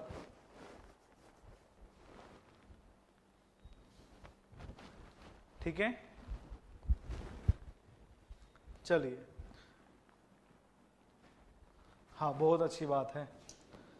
चलिए, बस यह होता है फील्ड पर अगर तुमसे कहे कि भाई स्ट्रेंथ के लिए टेस्ट करो, तो तुम्हें पता होना चाहिए इतने का मोल्ड बनाना है। तुम अपनी जगह पे रखा करो ना जब हम जा रहे हैं तो मोल्ड बनाना है। मोल्ड को 7 दिन तक पानी में रखना है और उसके बाद सपोर्ट के ऊपर रख देना है जिसके बीच में 150 है। 10 ईंटें लगा देनी है और उसके बाद चेक करना है कि कहीं पे क्रैक तो नहीं आ रहा। अगर क्रैक नहीं आ रहा है तो अच्छा है, क्रैक आता है तो खराब है। ओके, क्लियर है कैसे परफॉर्म किया जाता है स्ट्रेंथ के लिए? कोई सा भी ग्रेड का हो, 33 यूज करो, 43 यूज करो, 53, 3 ग्रेड ही होती है, उसके अलावा नहीं होती। किसी भी ग्रेड के ऊपर करो, ये सबका सेम ही रहता है। हाँ भाई, 150 mm है ये। दो सपोर्ट के बीच की डिस्टेंस 150 mm रखी जाती है। ठीक है, हाँ, बना लिया क्या? ये बना लिया? नीचे नोट करके लिख लेना, नीचे नोट करके लिख लेना। ठीक है, फील्ड की बातें हैं, एग्जाम में नहीं आता है ये। ठीक है, perform at any shape, performed on any grade, किसी भी ग्रेड पे आप कर सकते हो सीमेंट की, और if cracks appear on mold then rejected the cement. Okay, अगर कहीं पे भी क्रैक्स दिख जाते हैं तो सीमेंट को रिजेक्ट कर दिया जाता है, तो सीमेंट को रिजेक्ट कर दिया जाता है।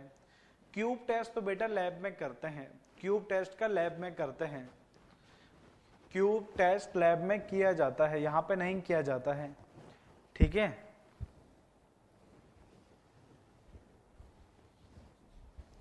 वो जो 282 है ना, वो लेते हैं टेंसाइल में, वो लेते हैं टेंसाइल में, जिसे फ्लेक्सुरल टेंसाइल टेस्ट कहते हैं ना। कंक्रीट में जब टेंसाइल टेस्ट का यूज किया जाता है टेंसाइल स्ट्रेंथ का फाइंड करने के लिए, तब यूज किया जाता है अपने पास, ठीक है, तब यूज करते हैं इस चीज को।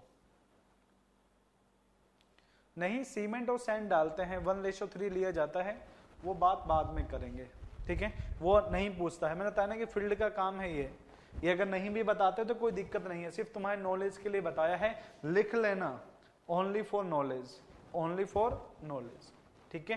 एग्जाम में नहीं आता है, नॉलेज के तुम्हें लिए याद रखना है,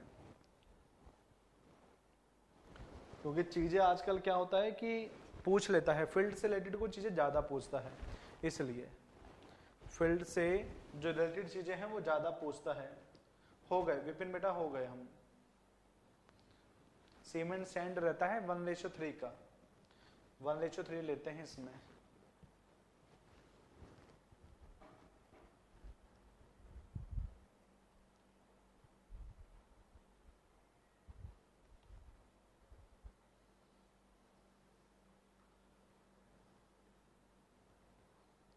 ठीक है, चलो भाई,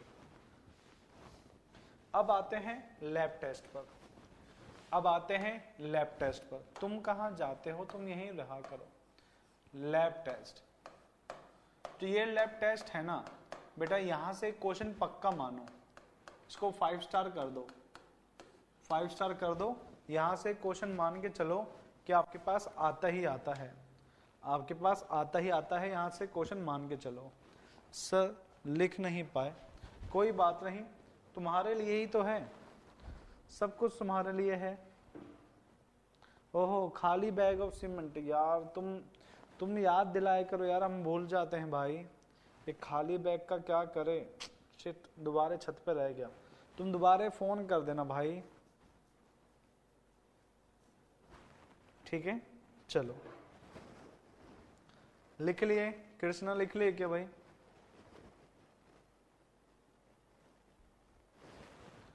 चलिए अब बात करते हैं लैब टेस्ट का। लैब टेस्ट में आपके पास होता है फाइनेंस टेस्ट है, फाइनेंस टेस्ट है आपके पास, ठीक है। सेकंड आपके पास होता है consistency test, consistency test.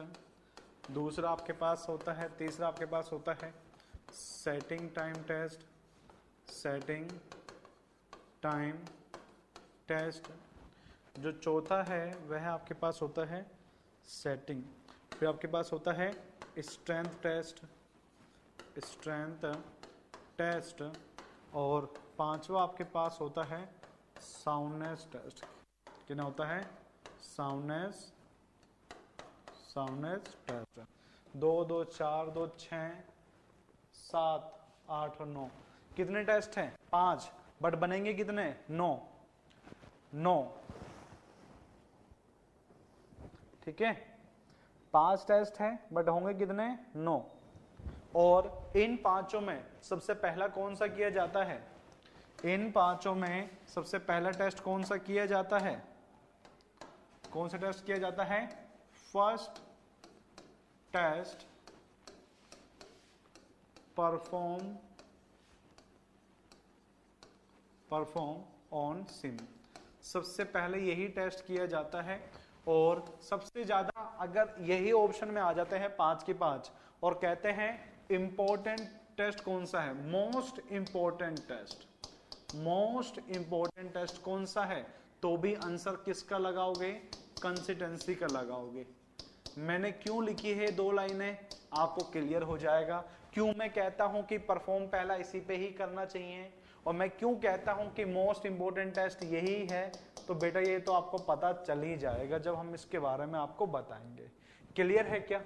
2 question आते हैं। सबसे पहला टेस्ट लिखे हुए आते हैं और कहता है कि बताओ कौन सा मोस्ट इंपोर्टेंट टेस्ट है, तो आप कर देना कंसिस्टेंसी। और कहता है कि कौन सा टेस्ट पहला किया जाता है सीमेंट पे, तो आंसर कर देना क्या, कंसिस्टेंसी। और क्यों मैं कह रहा हूं, जब मैं बताऊंगा जब आपको पता ही चल जाएगा। नोट कर लिया? क्या आपने नोट कर लिया? सभी हाँ बोलना करो बस, अच्छा लगता है। जल्दी से।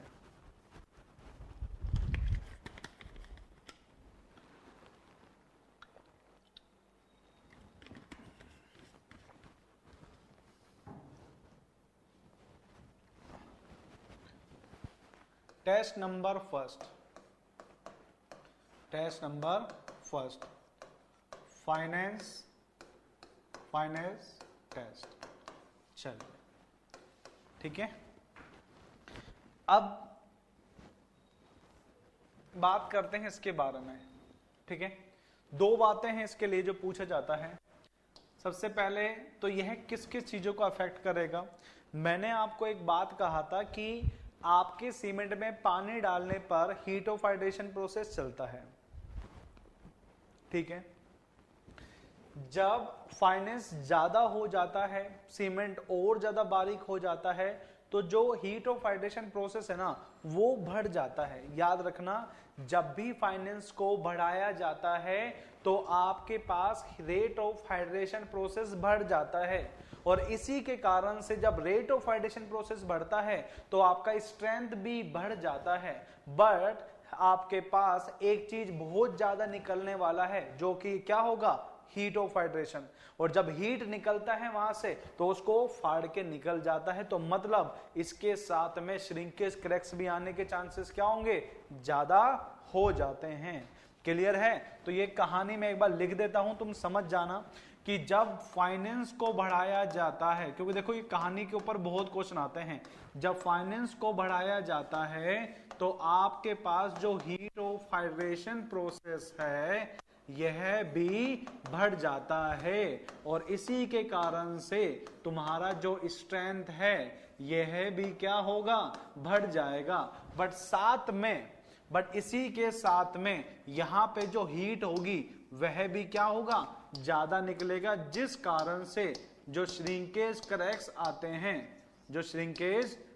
आते हैं उसके चांसेस भी क्या होंगे, बढ़ जाएंगे। क्लियर है? ये बातें याद रखना, क्योंकि जब भी फाइनेंस बढ़ाया जाता है तो पार्टिकल और ज्यादा फाइनेंस हो जाते हैं, तो उनके अंदर रेट ऑफ हाइड्रेशन प्रोसेस तेजी से निकलने हो जाता है। हीट निकलता है और हीट निकलेगा तो स्ट्रेंथ तो बढ़ाएगा, बट साथ में उसको फाड़ के निकल जाएगा, तो क्या जनरेट कर देगा, श्रिंकेज क्रैक्स को। तो जहां पे फाइनेंस को ज्यादा करना हमारे लिए यूजफुल है, वहीं पर कुछ हमें उसके डिसएडवांटेज भी देखने को मिल जाते हैं,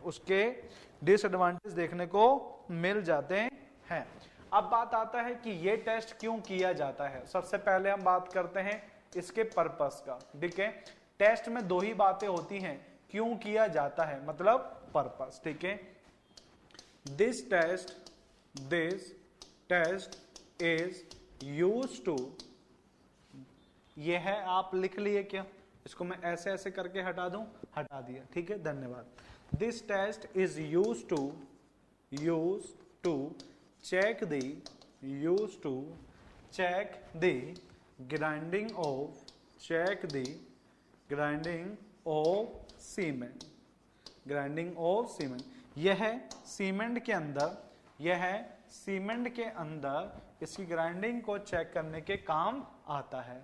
ओके, और यहां पे अगर हम बात करते हैं ना कि यह किसके ऊपर अफेक्ट करता है, तो याद रखना यह रेट ऑफ हाइड्रेशन, यह rate of heat of hydration इस प्रोसेस को क्या कर देता है, बढ़ा देता है। ऊपर साइन का मतलब है इंक्रीज कर देता है। दूसरा अगर हम बात करें तो यह एक चीज को और अफेक्ट करता है, जिसे हम क्या कहते हैं, जिसे हम कहते हैं rate of development of strength. Rate of development of strength, यह इसको भी बढ़ा देता है। ओके, इसको भी बढ़ा देता है। और जब आपके पास इसको बढ़ाता है तो साथ में एक चीज और होती है जो इसके साथ में आती है, जिसे क्या बोलते हैं, श्रिंकेज क्रैक्स।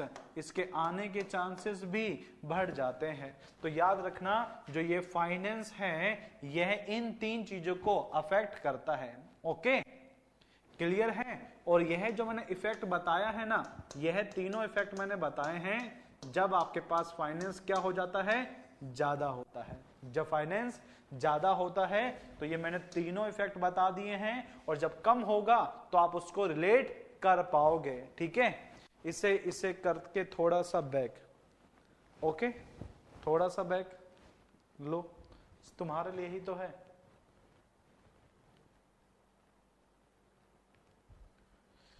ठीक है, डन। चलो,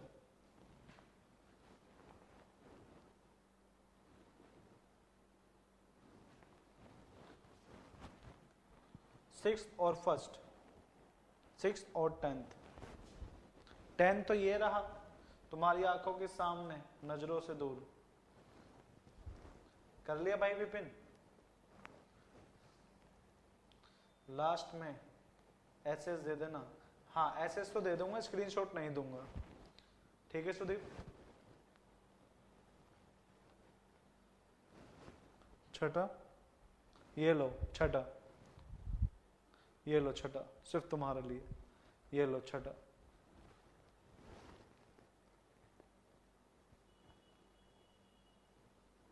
ठीक है, चलिए चलिए, नोट कर लिए कि बेटा लास्ट रिपीट करना है? ओके, ठीक है। धर्मेंद्र अच्छे से सुनना भाई। देखो, हमने कहा कि जो फाइनेंस है ना, ये फाइनेंस हमने कहा कि जब ये फाइनेंस जब बढ़ाया जाता है तो ये हीट ऑफ हाइड्रेशन और स्ट्रेंथ को अफेक्ट करता है। ठीक है, और यह जो टेस्ट है ये लैब में क्यों परफॉर्म किया जाता है, सीमेंट की ग्राइंडिंग को चेक करने के लिए चेक किया जाता है कि जो सीमेंट का हमने फाइनेंस किया है यह प्रॉपर है या नहीं है। और अगर हम फाइनेंस को लेकर बात करें तो जब भी सीमेंट का फाइनेंस ज्यादा हो, तुम यार अपनी जगह पर रहा करो, ये जब अब इसका फाइनेंस बढ़ाया जाता है तो हीट ऑफ हाइड्रेशन बढ़ जाता है, rate of development of strength बढ़ जाता है, और श्रिंकेज क्रैक्स भी बढ़ जाते हैं। इसीलिए यह टेस्ट करना क्या है, जरूरी है। ओके, गलती से ग्राइंडिंग ज्यादा हो गया, आपने अगर यूज कर लिया, और पानी आप तो वही डालोगे 38%, पर बेटा वाइट्स कम होने के कारण से, साइज छोटे होने के कारण से वाइट्स इंक्रीज हो जाएंगे। तो क्या बताओ, क्या 38% वाटर के अंदर ये हाइड्रेशन कंप्लीट होगा? भाई बताओ, क्या 38% के अंदर क्या ये हाइड्रेशन होगा? नहीं हो पाएगा। इसी कारण से तेजी से होने लग जाता है, तो स्ट्रेंथ तो बढ़ जाता है और क्रैक्स आ जाते हैं। क्यों? क्योंकि पानी वहां पर नहीं था। पानी अगर होता तो प्रॉपर तरीके से हाइड्रेशन चलता, क्रैक्स नहीं आते। इस कारण से गलती हो जाता है और यह हमसे पाप हो जाता है। ठीक है, बताया तो सही, वाइड्स आपके पास छोटे हो जाते हैं, पानी का आपके पास ज्यादा रिएक्शन हो जाता है, इस कारण से हीट ऑफ हाइड्रेशन बढ़ जाता है। जितने पार्टिकल छोटे होते हैं ना, उतना ज्यादा हीट ऑफ हाइड्रेशन होता है, आप ये बात याद रखिएगा। ठीक है, ठीक है Sumit.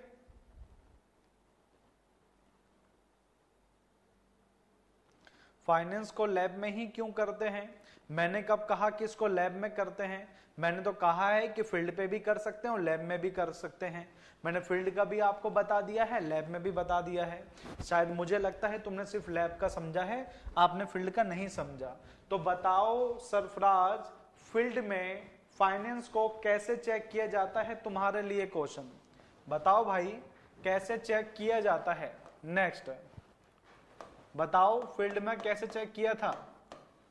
Finance of cement Sarfaraz बेटा फील्ड में कैसे चेक किया था? हाँ, रबिंग करके। तो वही तो था। तो तुमने किया था, फिर कैसे भूल गए? हमने बताया ना, दो हाथों के बीच में ऐसे रगड़ के देखा तो आपके पास स्मूथ फील हो रहा था, तो वो फील्ड पर टेस्ट हो गया। और ये अब हम बता रहे हैं लैब के अंदर, ठीक है। Finance of cement can be tested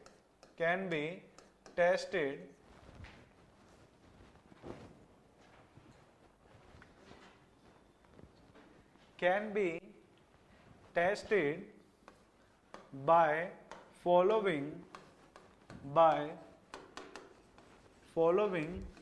two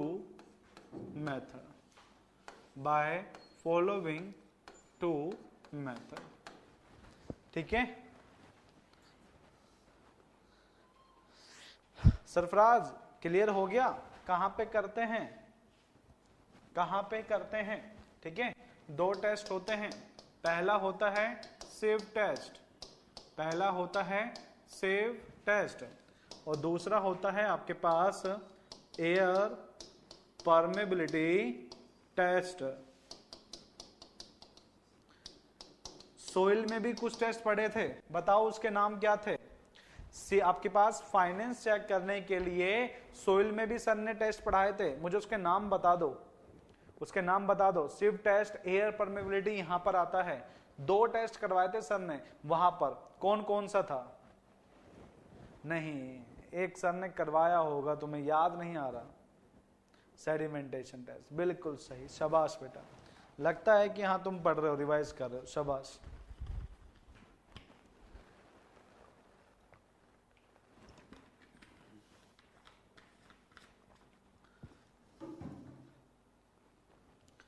हाँ, हाइड्रोमीटर एनालिसिस उसमें आ जाता है सेडिमेंटेशन के अंदर, ठीक है। चलो, हमारे यहाँ पर यही होते हैं बुक्स में, आपके पास ये 3-4 लिखे होते हैं। बता देता हूं वो दो किसके हैं, वो दो सोइल के हैं, सीमेंट के लिए नहीं होता, ठीक है। वो दो होते हैं बट वो सोइल के हैं, ठीक है। हाँ,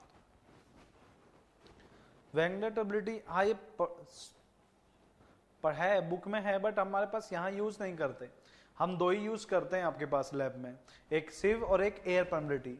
वेंगुलर हो गया, सेडिमेंटेशन हो गया, ये भी मेथड होते हैं, बट ये आपके पास सोइल के अंदर रहते हैं, ठीक है। हमें यहाँ पर इनको यूज नहीं करना है। चलिए, पहला टेस्ट कौन सा है? सिव। पहला टेस्ट कौन सा है? सिव। तो उसके बारे में बात करते हैं। पहला टेस्ट कौन सा है? सिव टेस्ट, ठीक है। चलो, इस टेस्ट में आपके पास क्या होता है? सबसे पहले 100 ग्राम सीमेंट सैंपल को लिया जाता है। सबसे पहले 100 ग्राम सीमेंट सैंपल को लिया जाता है, और इस सैंपल को लेकर, जैसा फील्ड में करते हैं ना वैसे ही बता रहा हूं, इस सीमेंट को लेकर यहां पर एक आपके पास छन्नी रहता है जिसे हम कहते हैं सिव। क्या कहते हैं? सिव। और इस सिव का नंबर आता है, सिव नंबर 9, जिसके साइज होते हैं 90 माइक्रोन। ये 100 ग्राम सैंपल को इस सिव के ऊपर, ठीक है, यहां पर रख दिया जाता है। ओके, हाँ। इसके बाद में, ठीक है, रखने के बाद में यहां पर आपके पास की जाती है सिविंग। क्या की जाती है? सिविंग की जाती है। ओके, ठीक है। क्या करेंगे? Sieving at least for 15 minute, 15 minute तक सिविंग की जाती है। और अब हम यहां पर इस सिव के ऊपर रखे हुए सीमेंट सैंपल का वेट करते हैं। इन्हें बोलते हैं रेसिड्यू। क्या बोलते हैं? रेसिड्यू। आपके पास सैंपल, जिसे कहते हैं बचा हुआ। क्या कहते हैं? बचा हुआ। अब आपके पास यहां पे क्या होता है? इस रेसिड्यू सैंपल का परसेंटेज निकाला जाता है। क्या निकाला जाता है? परसेंटेज। तो ऊपर तो आता है आपके पास क्या? वेट ऑफ बचा हुआ, मतलब रेसिड्यू, और कितने में से बचा हुआ है? टोटल सैंपल से। तो यहां पे लिखेंगे आपके पास weight of sample, weight of sample, और परसेंटेज निकालना है तो कितने से मल्टीप्लाई करेंगे? 100 से। तो यह आपका कभी भी 10% से ज्यादा नहीं होना चाहिए। किसके लिए? फॉर ओपीसी सीमेंट के लिए, ऑर्डिनरी पोर्टलैंड सीमेंट। और इन दिनों में जो क्वेश्चन आ रहा है वह आ रहा है ये वाला, कि ये 5% से ज्यादा नहीं होना चाहिए। किस किस के लिए? एक तो रैपिड हार्डनिंग सीमेंट के लिए और पोर्टलैंड पोजोलाना सीमेंट के लिए। शॉर्ट फॉर्म में याद रखना, अभी से सीख जाओ, क्योंकि आपके पास एक बार पेपर में क्या कहा? RHC का फुल फॉर्म क्या होता है? तो रैपिड हार्डनिंग सीमेंट होता है। PPC पोर्टलैंड पोजोलाना सीमेंट होता है। एक पेपर में क्या पूछा? What is the meaning? तुम यार एक जगह पे रुके रहो। SSC का मतलब क्या है? SSC का मतलब क्या है? Super sulphate cement. वहां पे लिखा था आपके पास SSC का, स्टाफ कमीशन वाला, पूछ लिया। ठीक है, तो गलती मत करना। ये अगर पूछ रहे हैं टेक्निकल में तो कोई भी आपसे किसी भी आपके पास कमीशन का ऐसा नाम नहीं पूछा जाएगा, ये सीमेंट की शॉर्ट फॉर्म में रहती है। तो याद रखिएगा, OPC ordinary Portland cement, RHS rapid hardening cement, PPC Portland pozzolana cement. ठीक है, नोट कर लिया कि बेटा आपने इतना?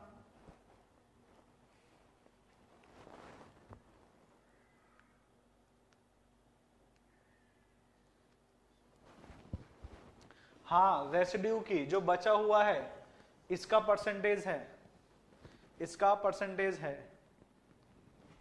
ठीक है सुदीप,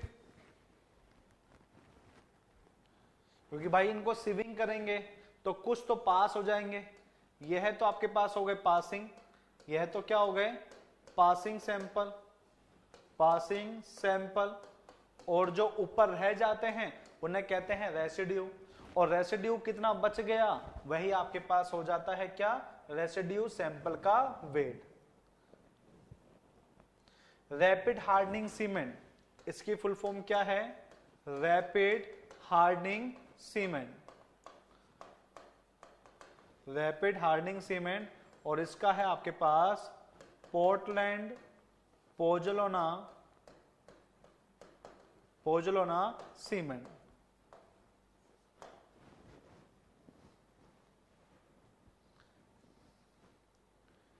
ठीक है, OPC का ऑर्डिनरी पोर्टलैंड सीमेंट। हाँ, ऐसे ही नोट करना है। और तुम्हारे एग्जाम में जो आता है वह मैं आपके पास बता देता हूं। यह सिव नंबर पूछता है बार बार, यह सिव नंबर पूछता है, और ये दो नाम आते हैं, ये दो नाम आते हैं। OPC के लिए कितने से ज्यादा रेसिड्यू नहीं होना चाहिए? 10%। और रैपिड हार्डनिंग के लिए, PPC के लिए कितने से ज्यादा नहीं होना चाहिए? 5%। ठीक है, टाइप ऑफ सीमेंट लिखा दिया क्या? नहीं नहीं, कहां, अभी तो होगा, अभी तो होगा, इसके बाद में टेस्ट चल रहा है अभी। ठीक है, नोट कर लिया पूरा की पूरा?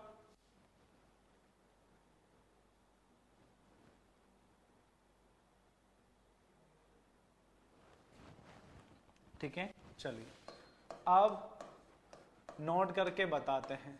ठीक है, अगर आप कॉलेज में जाते हैं और कहीं पे देखते हैं तो आपको यह टेस्ट अभी भी देखने को मिल जाएगा।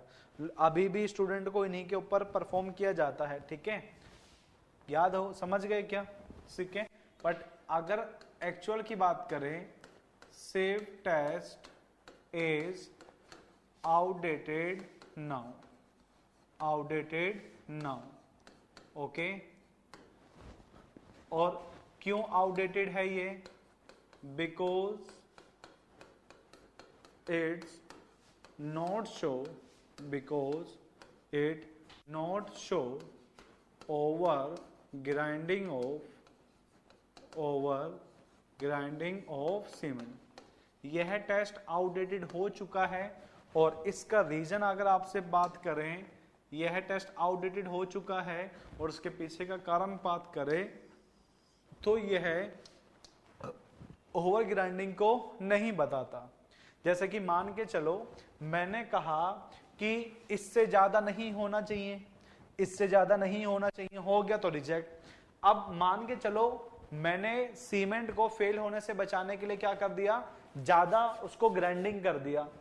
जैसे ही ये 100 ग्राम सैंपल को यहां पे चेक करा तो सारा की सारा पास हो गया, कुछ भी नहीं बचा। तो इसका मतलब आपके पास का सीमेंट ठीक है। मैंने आपको बताया ना, सीमेंट कम होगा, सीमेंट का फाइनेंस कम है, वह भी आपके पास खराब है। और सीमेंट का अगर ग्राइंडिंग ज्यादा कर दिया तो वो भी खराब है। इसलिए मॉडरेट ग्राइंडिंग की जाती है। क्या की जाती है, मॉडरेट ग्राइंडिंग की जाती है, ना तो ओवर की जाती है और ना ही अंडर की जाती है। ओके, ये कॉलेज में यही क्यों करवाते हैं, यही तो अपरेटस नहीं होता ना दूसरे वाला अपरेटस बताऊंगा, तुम देखना समझ जाओ तो ठीक है।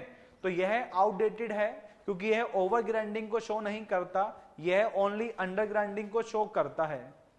ठीक है, हाँ यही करवाते हैं, मुझे पता है ना, यही करवाते हैं, दूसरे तो बताते ही नहीं बच्चों को। तुम देखना दूसरे टेस्ट में क्या होता है। ठीक है, चले आगे।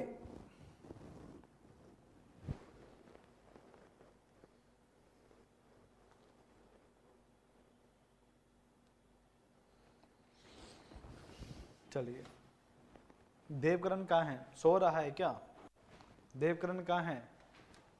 टीचर पे ही नहीं आता। चलिए, सेकंड, दूसरा टेस्ट नाम क्या है, एयर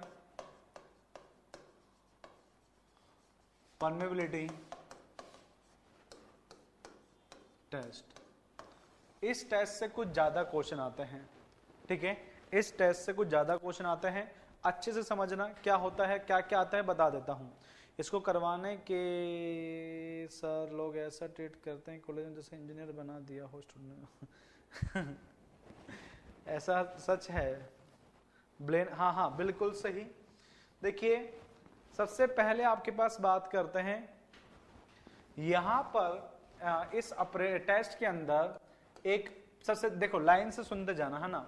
सबसे पहले इसको जिस साइंटिस्ट ने बनाया था ना, उसका नाम था ब्लेन। क्या नाम था? ब्लेन। तो उन्होंने जो अपरेटस यूज करा, उन्होंने जो अपरेटस यूज करा उसका नाम भी है ना अपने ऊपर रख दिया, उसका नाम भी अपने ऊपर रख दिया। नाम क्या रख दिया? Blaine air permeability apparatus. Blaine air permeability apparatus, उन्होंने अपने ऊपर ही इसका नाम भी रख दिया। ठीक है, ब्लेन एयर परमेबिलिटी अपरेटस, इसको ब्लेन टेस्ट भी कहते हैं, टेंशन ना लीजिएगा, इसी का नाम है ब्लेन एयर टेस्ट, इसी का नाम होता है। ठीक है, हाँ टेस्ट इसी के ऊपर किया है, नाम भी हो गया। अब इन्होंने क्या करा कि फाइनेंस को यहां पर एक यूनिट में बताया। फाइनेंस को यहां पर एक यूनिट में बताया, जो यूनिट आपके पास की क्या थी? एरिया पर यूनिट मास। क्या बताया इन्होंने? एक यूनिट के अंदर बताया जो क्या था? एरिया पर यूनिट मास, डीडीए डीएमआरसी। दोनों ने पूछा कि फाइनेंस को एयर परमेबिलिटी टेस्ट से किस यूनिट में चेक किया जाता है, तो सिर्फ के अंदर परसेंटेज होता है और यहां पे होता है एरिया पर यूनिट मास के अंदर होता है। ठीक है, तब स्टूडेंट डिग्री मिलते ही नेम के आगे लगाने लगते हैं, चाहे आता कुछ ना हो। चलिए, ठीक है, हाँ इसमें करते हैं। और उसे क्या कहते हैं? उसे कहते हैं स्पेसिफिक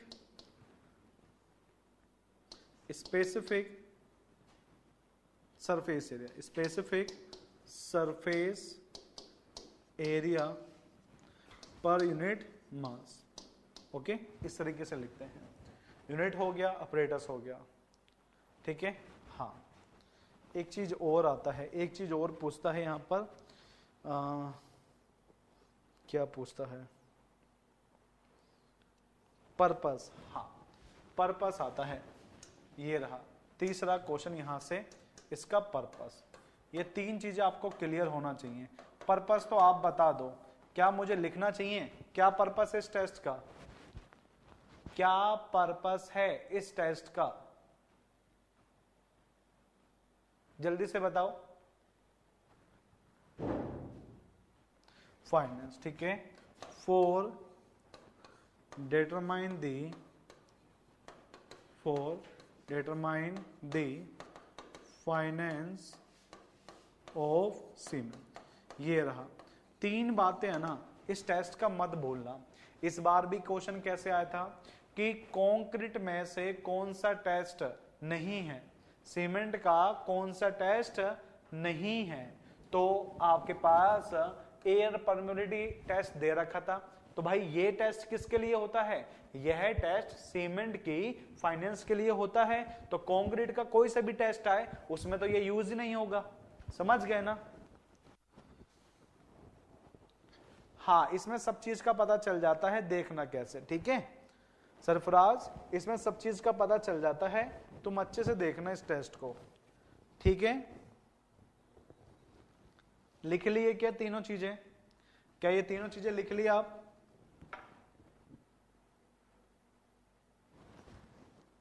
चलिए अब बात करते हैं इसके प्रिंसिपल पर। यह चीज आपके समझने के लिए है, ठीक है। प्रिंसिपल किस थ्योरी पे डिपेंड है वह मैं आपको बता देता हूं, ठीक है।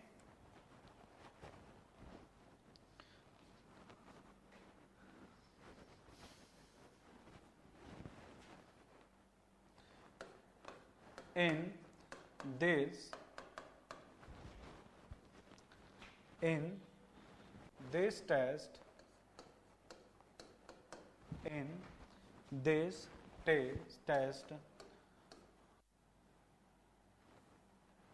flow of air passes through, flow of air passes through the cement bed, through the cement bed, through the cement bed and cement bed and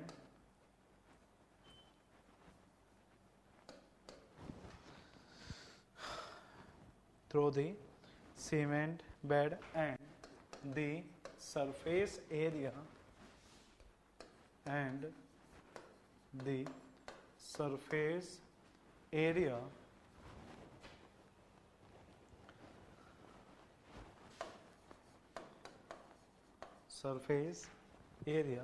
of the particle is forming the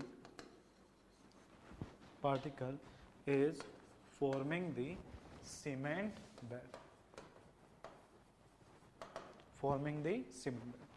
ठीक है।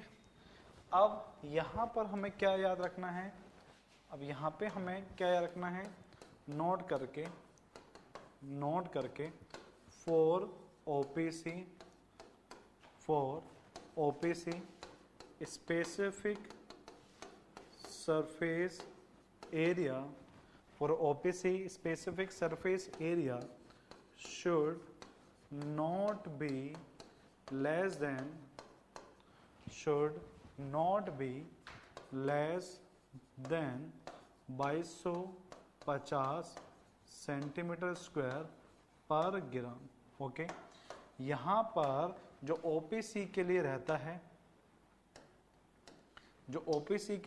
है, वह 2250 से कम नहीं होना चाहिए, ठीक है। अब अच्छे से सुनना, पूरा की पूरा अच्छे से सुनना कि होता क्या है।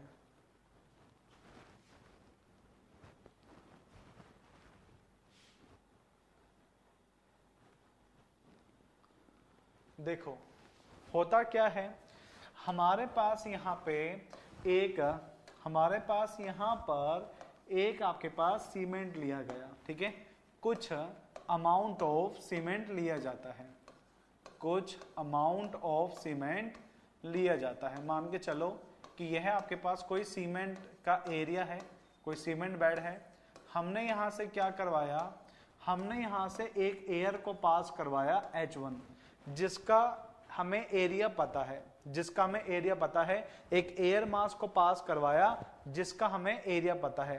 बेटा मैंने अभी तक समझाया ही नहीं है कि आपको प्रिंसिपल समझ में आ सके, मैं अब समझा रहा हूं, अब आप अच्छे से समझना, ठीक है। तो यह आपके पास क्या है, यह एक सीमेंट बेड है, ठीक है। क्या है, सीमेंट बेड। और यहां से हमने एक एयर को पास करवाया जिसका सरफेस एरिया हमें पता है। ओके, हमने कुछ मेथड यूज करा जिसके थ्रू हमें इसका एरिया पता है कि इस एयर का air surface specific surface area H1 है। जब ये यहां से निकलेगा, जब ये यहां से निकलेगा, तो अगर मैं इनके सरफेस एरिया के डिफरेंस की बात करूं, अगर मैं इनके सरफेस एरिया के डिफरेंस की बात करूं, तो भाई जितना एरिया मेरे पास यहां पे था और जितना मेरा एरिया यहां मिला है, तो इनका जो डिफरेंस होगा, मैं यही तो कहूंगा कि वो कहीं ना कहीं, वह कहीं ना कहीं कहां पर है, इनके बीच में है। वह कहां पर है, इनके बीच में है। यही तो हम कहेंगे। बताओ भाई, कहेंगे नहीं कहेंगे?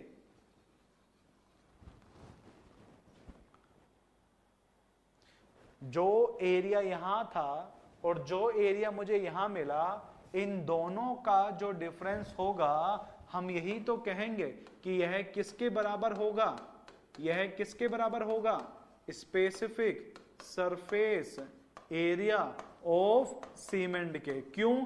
क्योंकि जितना भी सीमेंट का एरिया होगा, वह एरिया का बीच में ही एयर फंस रखा होगा, और यह कितने से ज्यादा नहीं होना चाहिए, 2250, कितने से कम नहीं होना चाहिए, 2250 सेंटीमीटर स्क्वायर पर ग्राम। नहीं आया, कोई बात नहीं, सिंपल नॉर्मल बात है कि ये वाला नहीं आना चाहिए था पहली बार में। यहां पे मान के चलो कि यह आपके पास है 5000, इसका एरिया कितना है, 5000 है। ओके, यहां से हमने कोई एयर मास पास करवाया जिसका एरिया कितना है, 5000, और यहां पे हमने कोई आपके पास यहां से पास करवाया और यहां पे इसको वापस ऑब्जर्व किया, तो इसका एरिया हमें कितना मिला, कितना मिला आपके पास 2000। तो इन दोनों का जो डिफरेंस होगा ना, हम कहेंगे इतना इसका एरिया है, इतना इसका एरिया है। हाँ, एरिया सरफेस का ही। अब अच्छे से सुनना, ये कॉन्सेप्ट कैसे हुआ, ठीक है। क्योंकि जो ऑपरेटर्स है ना, वो तो आपके पास, एक बार रुको, नेट चल रहा है तो देख लेते हैं, नेट चल रहा है तो देख लेते हैं।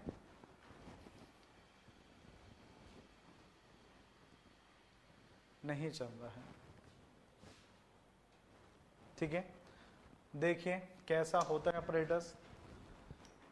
इसका ऑपरेटर्स के अंदर इस तरीके से आपके पास एक यू टाइप मैनोमीटर लगा रहता है, यू टाइप मैनोमीटर लगा होता है, ठीक है।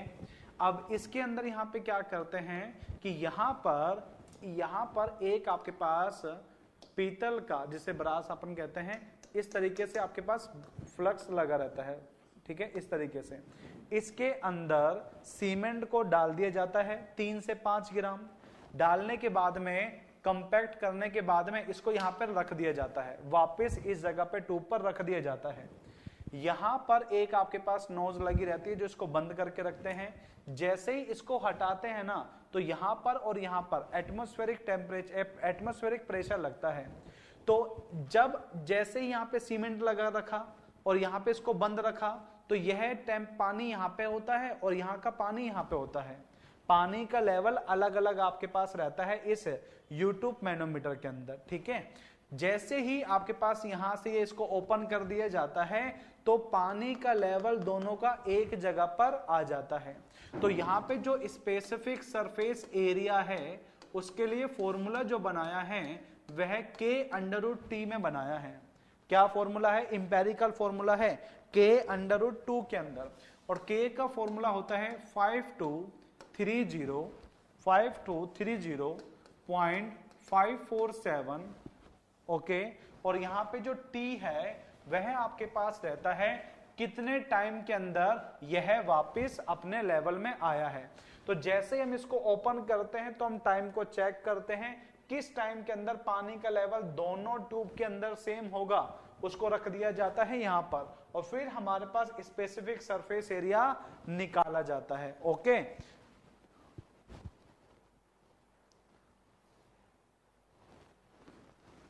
पता नहीं, मैंने कभी चलाया नहीं इसमें।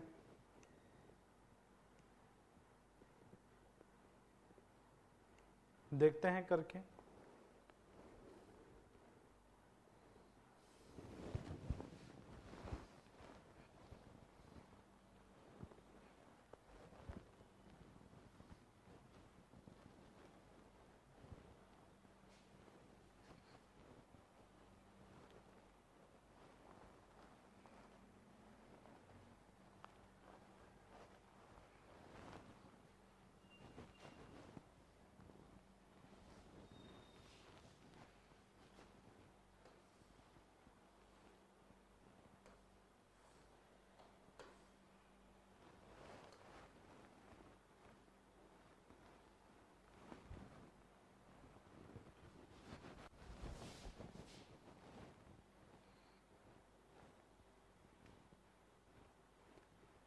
नहीं आ रहा है भाई।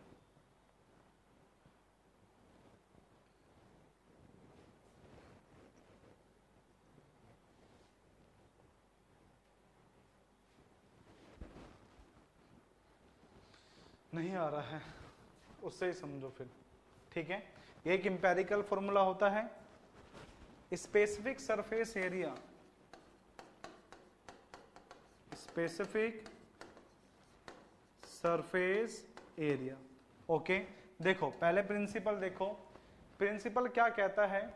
प्रिंसिपल के अंदर हमने कहा है कि इस टेस्ट के अंदर एयर के फ्लो को पास किया जाता है सीमेंट बेड से, और आपके पास करने के बाद में यह सीमेंट बेड से पास करने के बाद में यह सरफेस एरिया ऑफ पार्टिकल को बना देता है। जैसे ही एयर को सीमेंट बेड से पास किया जाता है तो इसके जो बीच का डिफरेंस होता है, ठीक है, हाँ ठीक है, जब एयर को यहां से पास किया जाता है तो ये सरफेस एरिया ऑफ सीमेंट का फॉर्मेशन करता है। तो ये चीज हमने यहाँ पे बताया है कि यहाँ पे कोई एरिया था जिसका नाम कितना था 5000, और यहां से हमें मिला है कितना 2। इन दोनों का जो डिफरेंस होगा वो इनडायरेक्टली हमें क्या बताएगा, सीमेंट के स्पेसिफिक सरफेस एरिया को, जो कि कितने से कम नहीं होना चाहिए 2250 से, 2250 से कम नहीं होना चाहिए। क्लियर हुआ आप लोगों को? क्लियर हुआ आप लोगों को क्या रहता है इसमें? ठीक है, आपको जिसमें याद रखना है ये वाला चीज याद रखना है कि इसका स्पेसिफिक सरफेस एरिया 2250 से कम नहीं होना चाहिए, और यह होता है इंपेरिकल फॉर्मूला, ठीक है, जो आपको याद नहीं रखना है। जो 2250 आपके पास निकलता है यह यहीं से निकलता है, इस फॉर्मूले से ही निकलता है। बट आपको यहां से ये वाला कुछ भी याद नहीं रखना है, ये कुछ भी याद नहीं रखना है, सिर्फ याद रखना है कि ऑपरेटर्स कुछ इस तरीके से होता है, ठीक है, आपको सिर्फ ये चीज याद रखना है। क्लियर है?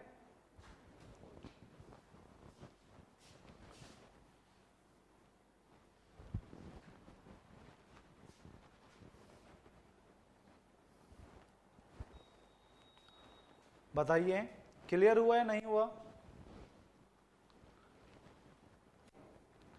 अभी भी नहीं आया क्या आप लोगों को?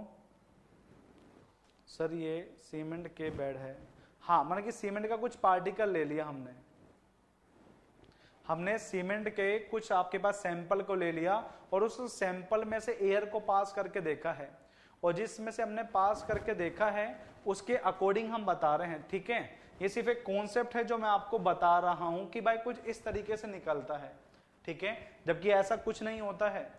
जैसा मैंने आपको बताया कि अपरेटस होता है, उसमें U2 मैनोमीटर लगा होता है, एक तरफ सीमेंट को डाला जाता है और दूसरी तरफ बीच में पानी भरा हुआ है, और यहां से जो दूसरा एंड है उसको ओपन कर दिया जाता है, ठीक है। एक आपके पास स्टॉप कोक लगा रहता है कि आपके पास उसको हटा दिया जाता है, तो यहां से लेवल जब आप दोनों ट्यूब के अंदर सेम आ जाएगा तो उस टाइम को नोट कर लिया जाता है। तो वो फॉर्मूला बताया था K√2, वहां से आपके पास आ जाता है, ठीक है। सैंपल के दोनों साइड पर क्या लगा होता है, एक बीच में रहता है आपके पास वाटर, ठीक है, एक तरफ सीमेंट रहता है, एक तरफ खुला कर देते हैं, एक तरफ खुला कर देते हैं।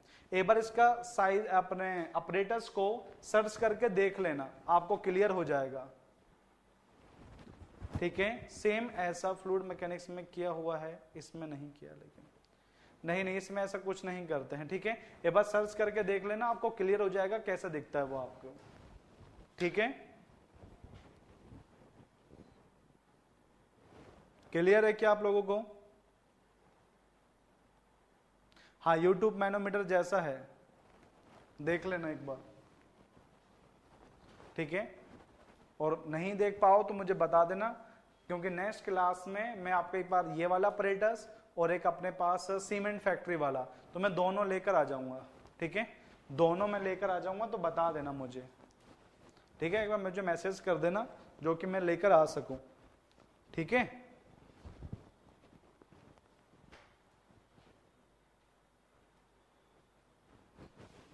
दोनों ऑपरेटर्स दिखा दूंगा, फिर आप प्रैक्टिकली अच्छे से समझ भी पाओगे। हाँ, तो फिर हम ही ले आएंगे, आप रहन देना, आप सर्च मत करना, ठीक है, हम ले आएंगे, उसमें देख लेना। कॉन्टैक्ट नंबर है 8854029661।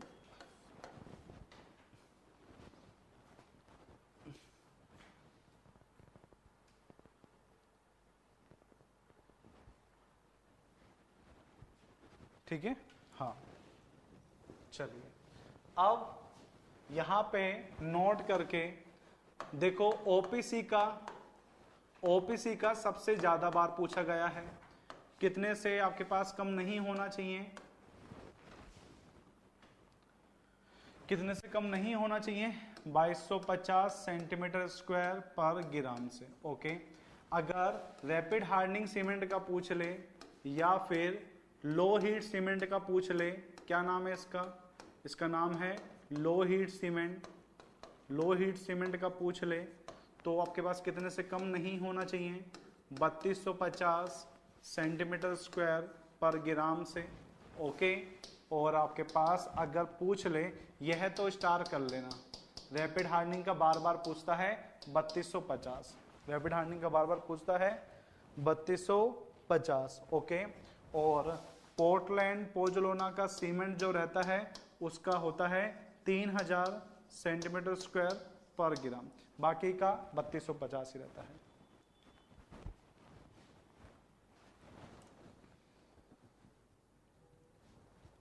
ठीक है,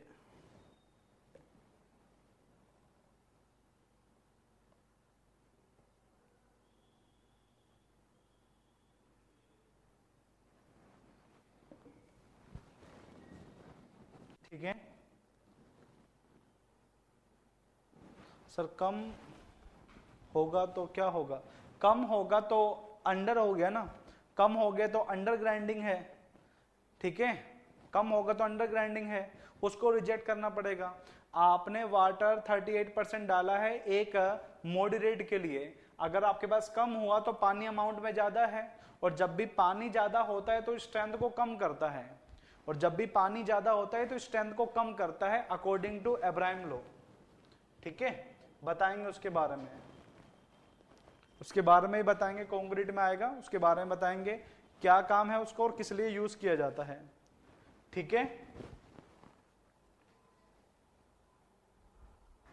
के कांस्टेंट होता है, आपको वो याद नहीं रखना है, मैं रियलिटी बता रहा हूं, उस फॉर्मूले को आपको चाह के भी याद नहीं रखना है, आपके एग्जाम में कभी भी नहीं पूछेगा वो फॉर्मूला, कभी भी नहीं पूछेगा, ये बात याद रखना, के कांस्टेंट होता है वहां पर। Test number second, test number second, but कितने टेस्ट कर चुके हैं? 2। ये टेस्ट है आपके पास कंसिस्टेंसी टेस्ट, का नाम क्या है? Consistency test. नाम क्या है इसका? Consistency test. याद रखना है 20 से 30% होता है जनरली, 20 से 30% आपके पास होता है। ठीक है, आज के लिए बहुत है। ठीक है, पता कैसे चलेगा कि कितना फाइनेंस है? तो बेटा ये हमने बताया है ना आपको, ये स्टैंडर्ड है। अब इससे कम मिलता है तो समझ जाना कि अंडर है, इससे ज्यादा मिलता है तो समझ जाना ओवर ग्राइंडिंग है। ठीक है, हमने पहले टेस्ट कर लिया, पता लगा लिया कि इतना जितना एरिया आता है 2250 वो सीमेंट के लिए स्टैंडर्ड है। अब कम या ज्यादा के लिए तो हमें पता चल जाएगा ना, इससे कम आता है तो अंडर हो गया, ज्यादा आता है तो ओवर हो गया।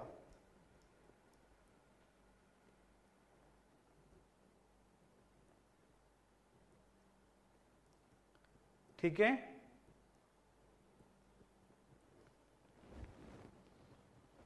ठीक है, चलिए। स्क्रीनशॉट तो नहीं मिलेगा आज, क्योंकि उसके बाद से आप खुद ही करने लग जाओगे।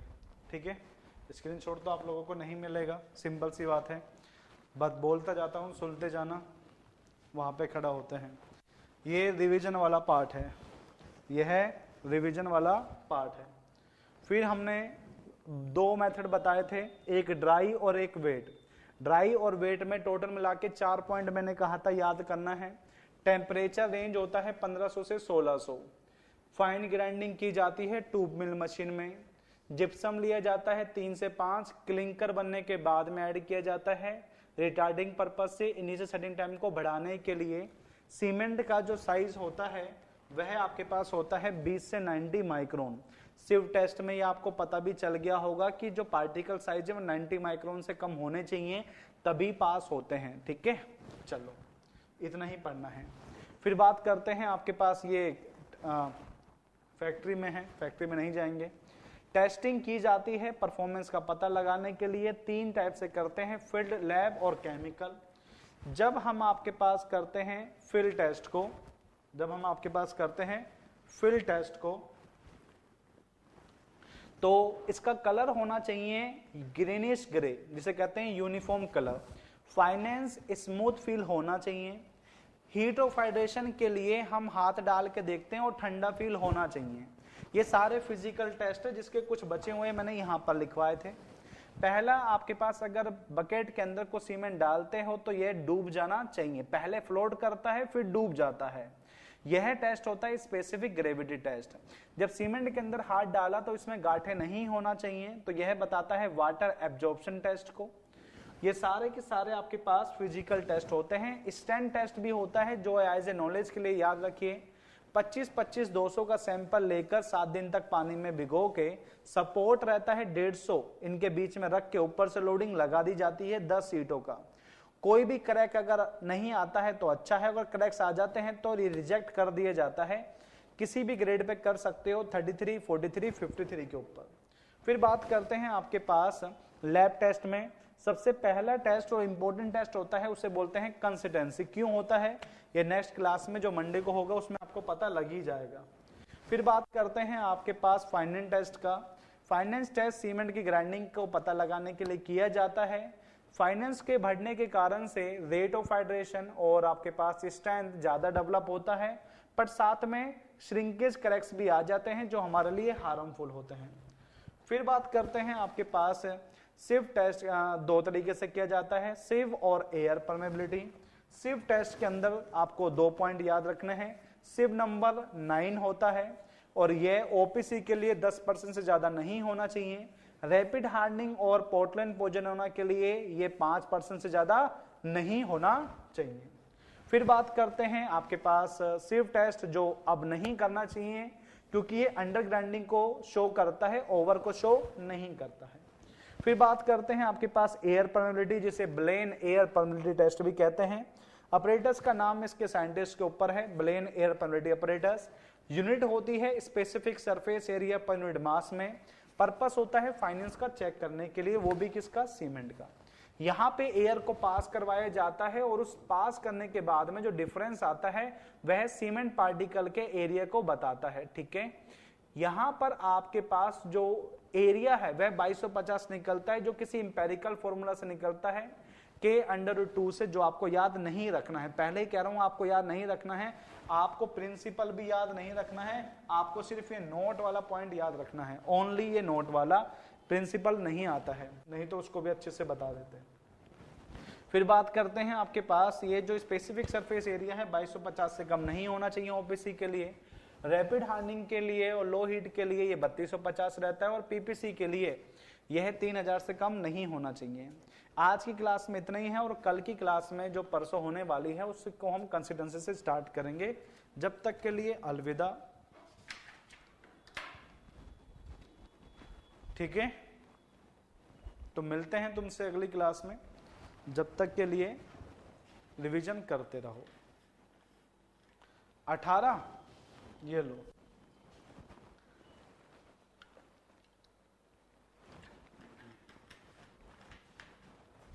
टाटा बाय बाय, खत्म, मिलते हैं तुमसे। ठीक है, चलिए।